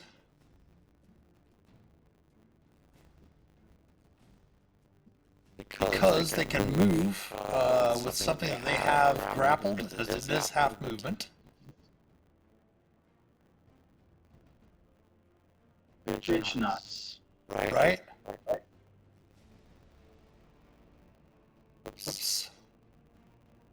Floor's going to move there. Animal's going to move there. This creature's going to move here. Taking them out of the storm sphere. You cannot move that, correct? I believe that's correct. Alright, so I'm going to go ahead and take that off of the screen. You can drop concentration on it at any time. Obviously, seeing that, you can use it. Oh, no, I can still hit them with the Oh, lightning. yeah, you can. My apologies. So you're fine, It's within how many feet? 60 feet? 60 feet. Yeah, so you're fine. You just don't have advantage on the attack roll. Gotcha. Alright, and that is their turns. Go ahead. I was going to say, the spirit space is also difficult terrain, so would that end up having their, making it so they could move at all, or am I being, No, I understand what you're saying, but no, they can, being on the edge of it just makes them move. Just moving out of the space doesn't count. It's moving through the space that counts for difficult terrain. See what I'm saying? Yeah. But it's still there, still up, and that's the end of their turn. Sharon is up. She is going to, oh my goodness. Well, she'll bonus action cast another spiritual weapon, since you guys have all had a long rest.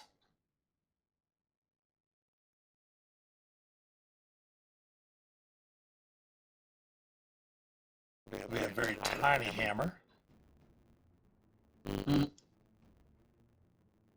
Hey. Ping ping! Little knee reflex hit from the pediatrician when you were 8. Right.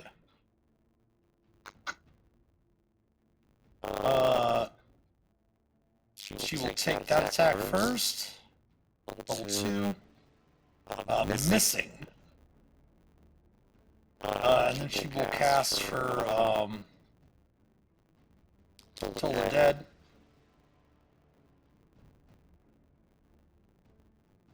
Ooh, goodness. Take a saving throw.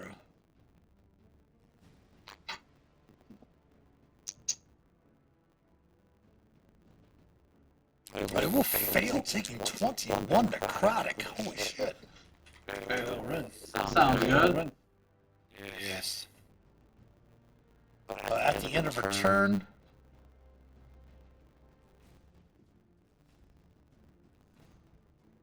does not have that list on there, so again, we'll do the D6 over here, plus 8. So 12 temporary hit points.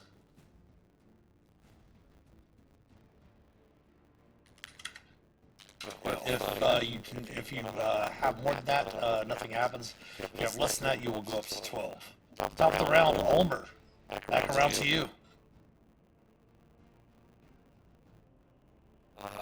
He's gonna go ahead and swing away with the spider staff. Close range, trying to knock its teeth out. All right. Recklessly gives it offsets and disadvantage. 20 will hit on the numbers. You've found the secret number of their AC. Yeah. And you note that it is not immune to the poison damage either. You are raging, so that's an additional +2, is it? Yes. Okay, cut that on. So minus 13 damage. And you are free to take your second attack, yes. Yes. Oh, crit. Oh my god. Big money. So 13, 18 points. Oof.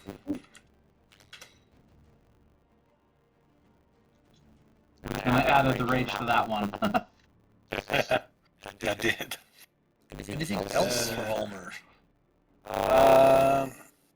No, he's just gonna continue to give this thing a little hug and keep giving it some little love taps. All right, Hannibal, you're up. All right. First attack on the one on me and Ulmor is going to be a Breath of the Dragon attack. Okay. DC 15 Dex save. Dex save. All right, attempting that. And I'll give you the damage. Dice 2d6. Bad. It will make the save. It'll still take 2 points. Heck yeah, die. It's not the best, but I'm going to swing you, hoping for something magical. That will miss. And just my regular one unarmed strike. Hell yeah, I'm going to make that a stunning strike. Yeah, I figured it would. Finally get it. Go ahead and roll I'm almost dead. Go ahead and roll your damage. It's dead and then it's stunned. And then, what is your DC for its con save? 15. Does it make its Constitution saving throw?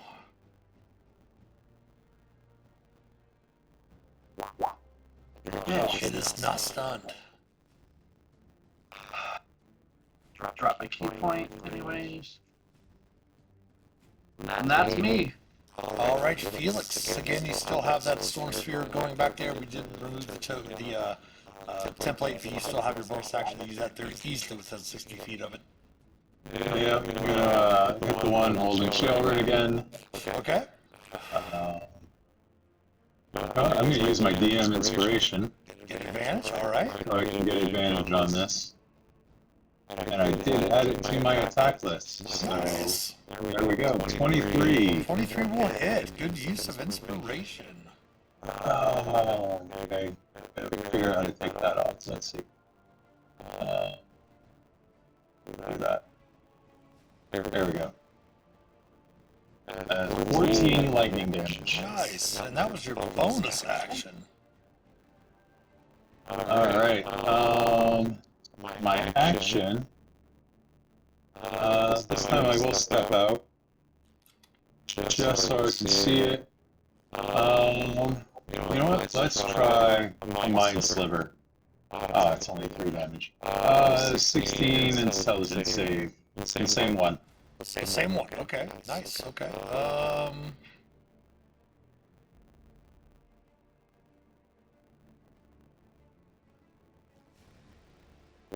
Will fail, taking 3 more damage. Alright, and then I'm gonna go duck back in my little cubby hole. All right. Top of their turn. Attempting their wisdom saves. Let's find out what her Shelly's damage is this turn. For her spirit guardians. Oh, I gotta get my 10 hit points back. The damage is 11 radiant.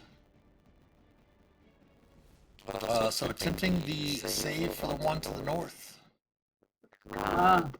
Wisdom saving throw. DC 15.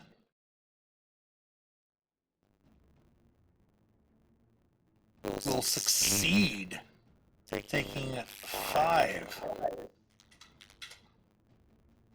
Towards the south is still there in the corner. They might not be smart enough to realize that Shae is the source of their. They definitely aren't smart enough to realize that Shae is the source of the spirit guardians. Tempting gets wisdom saving throw.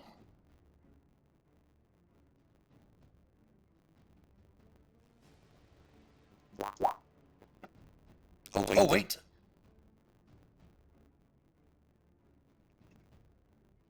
Do me a favor, please, and roll me a die 4, Phelix. Never mind. It won't matter. It won't matter. Their save is 15, and even if you roll a 4 on the first roper save, it would take it down to 15 maximum, which is what the DC is. So the Mind Silver would not affect it. Okay. Yeah, no worries. But that one does take the full 11. All right, they're up. They've already got things reeled. They don't see Phelix yet. Only move to the 5 is not going to reveal Phelix, so they're just going to take their bite attacks. Bite attack at Shae at advantage. Will hit for 21. Minus 12 is 9 actual damage.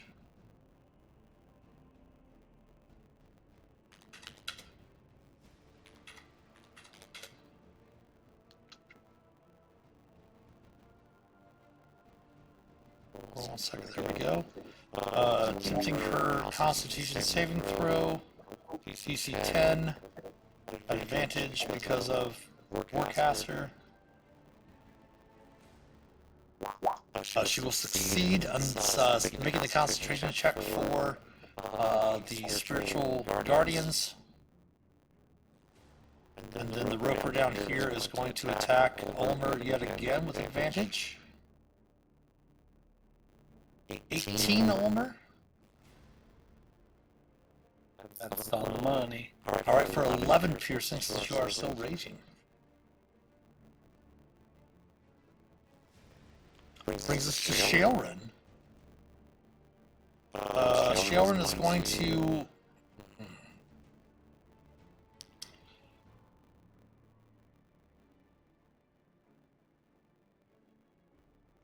She's just going to cast a Toll the Dead on the one that is on Ulmor and Hannibal.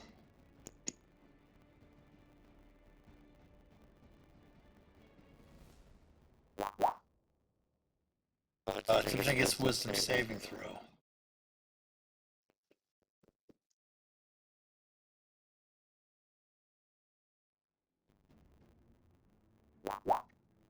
It will succeed. Ulmor, you're up. That would have killed it too, damn. Sorry, guys. My dice are just too strong tonight. Swinging away. Straight roll, miss. Hits. 5. Kills it. Both Ulmor and Hannibal are released. Both of you give me a simple deck save. Simple. Not a problem. You both, neither of you land prone.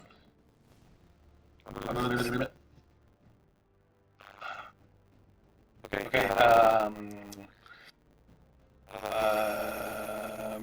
Raging, so I'm gonna go ahead and step over here around and pull out. Or get ready to pull out a javelin. Okay. Hannibal. All right, I'm gonna do my same old bag of tricks, and Don't forget to take your. Oh shoot! I didn't roll it. Hold on. I think it's Sheldon's turn. I forgot about that. My apologies. Plus 8. 10 temps if you are lower than 10 temps. Go ahead, Hannibal. do a breath of the dragon. Deck save 15 to the one that's still around.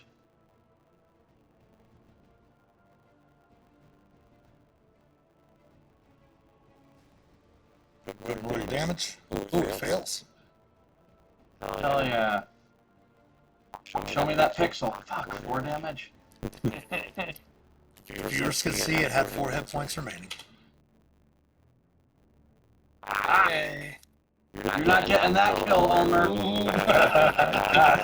You can have it. You can have it. Damn ropers. Taking you out of combat. And again, the complex in which you're in falls eerily silent. That was fun, huh, guys? Safe for you, Felix. Down here. I was gonna say, safe for you, Felix. You hear like a slight buzzing in the air. We're a little dizzy down here, guys. Can you come down here? No! It's weird. Like, Give me 1 second here real quick before you do that. Let's do this for 1. The rest of the Shalrins. Yep. 2. Nice. I was just gonna ask. Yeah. 4. Meanwhile, Felix is like, hey, this tastes like shit. Try some. This hurt. Come here. No. Okay, so 12. Everyone put their temps up 12. Look how many 4s you rolled in a row. That's crazy. Nice. So 12 temps that you get from her sanctuary. All right. This mission's a success. Let's head back to town. We're done here. We're finished. High five, Ulmor. Yes. Woohoo. High five. Wait. We're done already? I'm wrong down there. I don't want to go. About, this weird buzzing. Hannibal's just Everything's mentioning. vibrating. Yeah, Hannibal's just mentioning that he forgot to wear his brown pants today. Yeah.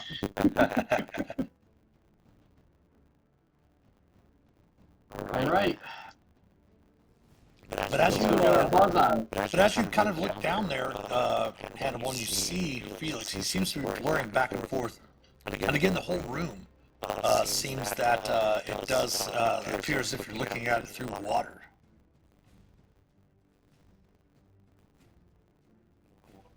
what's he doing? Ulmor, remember that time we ate those mushrooms? Let's go check this out. Man, dude, I can already see color. Dark here, so it's already pretty wild. Now it's all tracers. Oh. Yeah, so Ulmor gets a rope out of his pack and makes a lasso. Uh-huh. And I want to try to attempt to lasso Felix and pull him over out of that room. Before you do so, Shae motions to all of you to come close and pull out your healer kits. Okay. Before I actually lasso him, though, I'm going to explain what I'm doing. Hey, Felix, I got this rope. I'm going to throw it to you. You want to come over this way? I don't like the looks of that over there. You're weird looking. I'm gonna come out, not be blurry anymore. He looks normal, yes. But what she'll do is she'll come through and use each one of her healing kits to use her healer feat on each one of you. So it's a dice 6 plus 4 plus your hit die maximum, so it's a dice 6 plus 12. Alright, so for Felix, 14 points. Alright. For Hannibal, oh nice, 18 points. And for Ulmor, 18 points as well. Can't go over your maximum. And then for herself, 18 points also.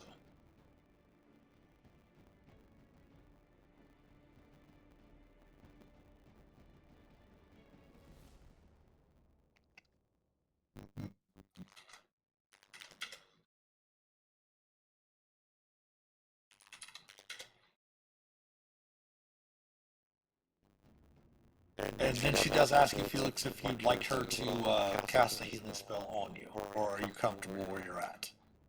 I think I'm comfortable for now. Okay. If we get in the midst of things and it starts going bad, maybe. I've also got some potions of healing, so we really need it. Now, Felix, if you want to give me an Arcana check on that room. 21. Ooh, nice. Definitely seems as if the room itself seems to be infused with some sort of magical effect. It's most likely from a Mind Flayer's attack on this region and this area.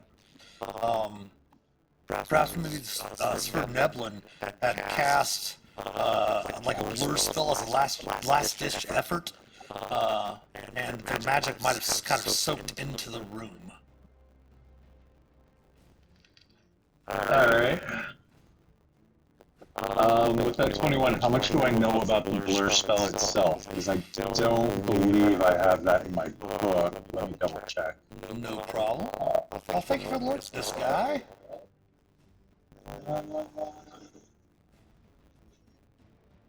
No, that's not what I have in my book, so I don't know. Feel free to look it up in the compendium.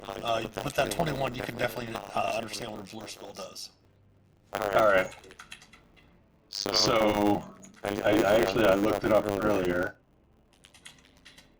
And you can relay it And to I your do companions. know.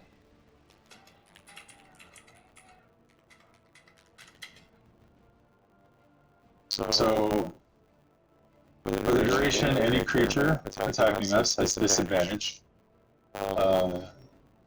Attacker is immune to this effect if it doesn't rely on sight, as with blind sight, or can see through illusions, as with true sight. So,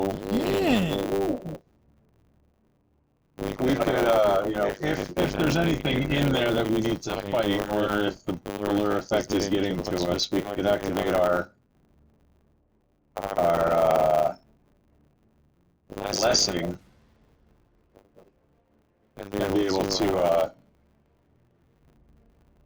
walk around in there. Only for a minute, but it's something. Well, because of that revelation from your companion Felix, everyone gained back your inspiration. Yay.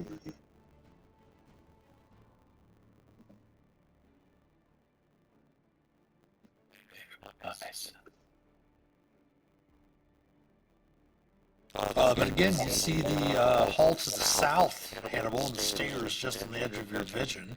And of course, this room that does seem to be affected by some sort of permanent blur spell to the southeast. Ulmor is right on the edge of it, just kind of sticking his hand in there and blurring his hand and laughing. Pulls it out. That's cool. Where are we going? South? Let's go. Do we want to go south first, or do we want to enter the blurry room first? Oh, well. Sure you don't want to put the rope around you? Fine without the rope. Okay. Just in case you blur out of here, I don't know what you to be able to blur you back. We're going in the blur room? Let's do it.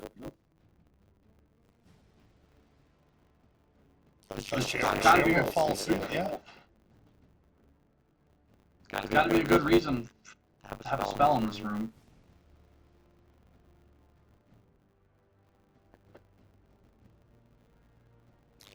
You do note there is a long hall heading to the east with a number of doors there as well.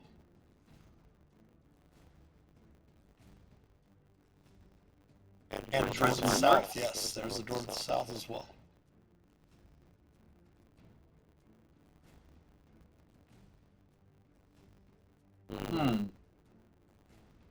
Pick a door, any door. Let's go east first.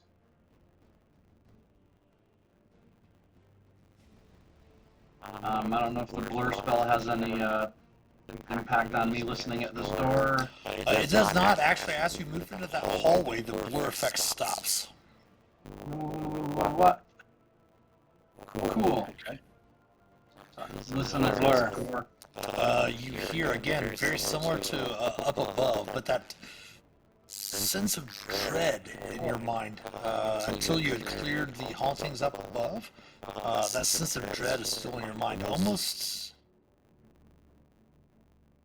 like a dread or fear in your head. It's not silence.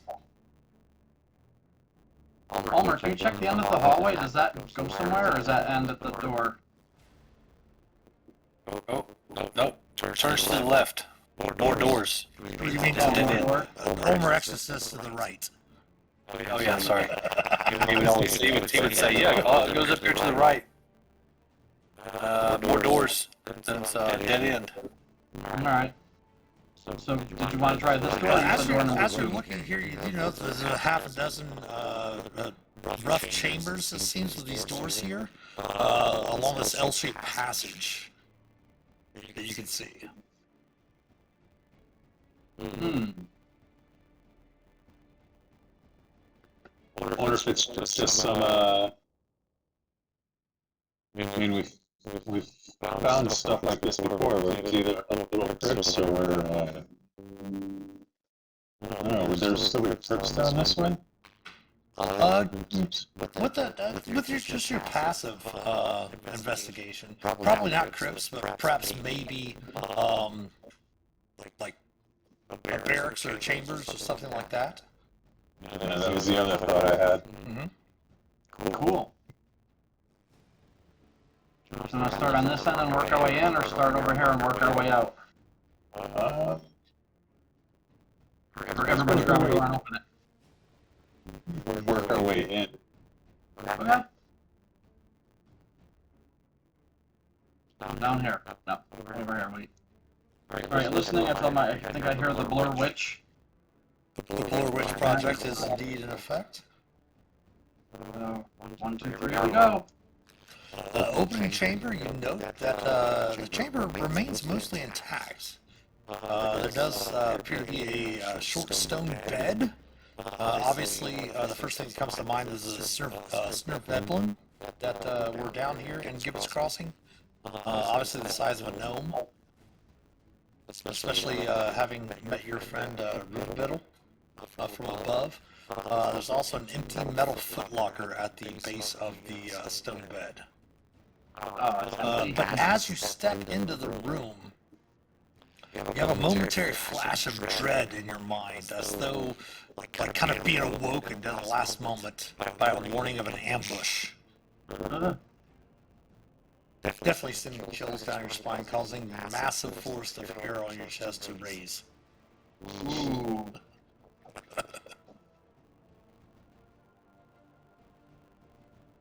I'll pass all that on to the group. Fingers gives you a little bit of advice in chat there. Yeah. Run it now.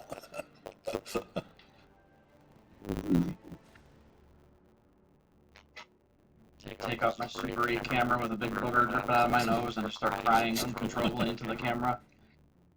No, different Blur Witch. Alright, we're gonna share with the group the dread. Say, let's keep going. Okay. Listen up the next door. And to help you out a little bit, we'll go ahead and open all of these doors. Very same thing in every chamber. The final chamber actually is half buried. But you can open all those doors here. Whee! Look at all the empty chests. Taste all the dread. Now you feel judged.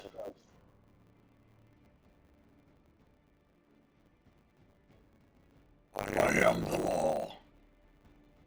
Oh. I'll go into the last caved-in room and just close the door and hide on my friends. Hey, where's Hannibal? With your passive Arcana, Phelix, from the chambers coming from Telhundreth down, and into this area, this is probably the area where the Sir Neblin had stayed. And you can definitely pick up, you're definitely picking up this is some sort of psychic, left behind psychic energies from when the Mind Flayers attacked this area. That maybe the Sir Neblin weren't necessarily prepared, and it was just an ambush that happened very quickly. Again, from the room with the blur in it, definitely has some sort of manifestation of that attack. All right. check the room down here at the bottom, or come back to it later? Yeah, let's go down there now. Again, listen.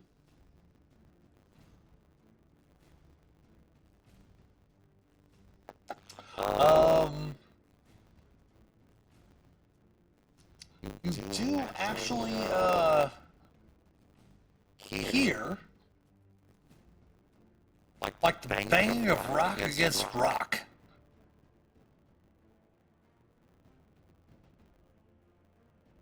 Rock against rock. Yes. Like a tink, tink, tink sound of stone against stone. Ulmor, it's for you. I tell the rest of the party about the tink, tink, tink. Oh, he's just gonna open it. All right.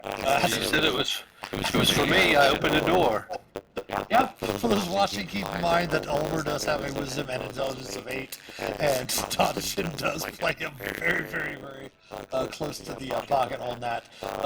As you open the door, you see the east side of the room bears a strange angled structure as though a squat tower tipped sideways and fell to the wall. No one moved. Let me bring Shattered over, though.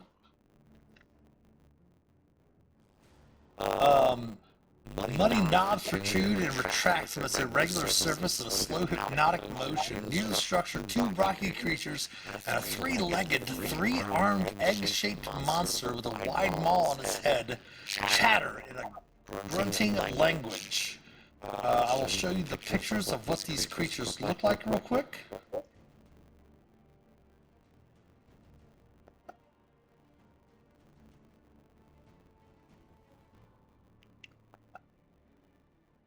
Ulmor, I said open the door stealthily. Here's the one creature. Oh. We've seen those before, no? And here is the other 2 creatures.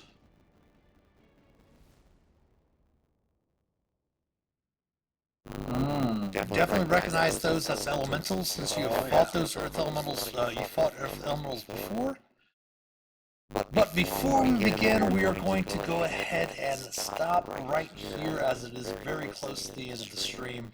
And getting involved in this next situation, which is definitely going to start with combat. I'm going to go ahead and bring up the tournament. Don't worry about rolling initiative. We'll do that at the start of the next session, which we will have next Sunday evening for episode 29, which will bring, quick, close the door, which will bring us to the end of tonight's session. Great job, guys. Great job. A lot of fun. A lot of fun. Of course, thanks for all of you watching tonight. Very appreciative that you would take the time to spend your evening with us. It does mean a lot for us here on the channel. Also, watching the D&D games for fun. Again, we'll be back tomorrow night for another Around the Campfire stream at 7 p.m. Eastern. This Tuesday, the 13th, we'll have another episode of our live D&D play of playing through Vecna Eve of Ruin.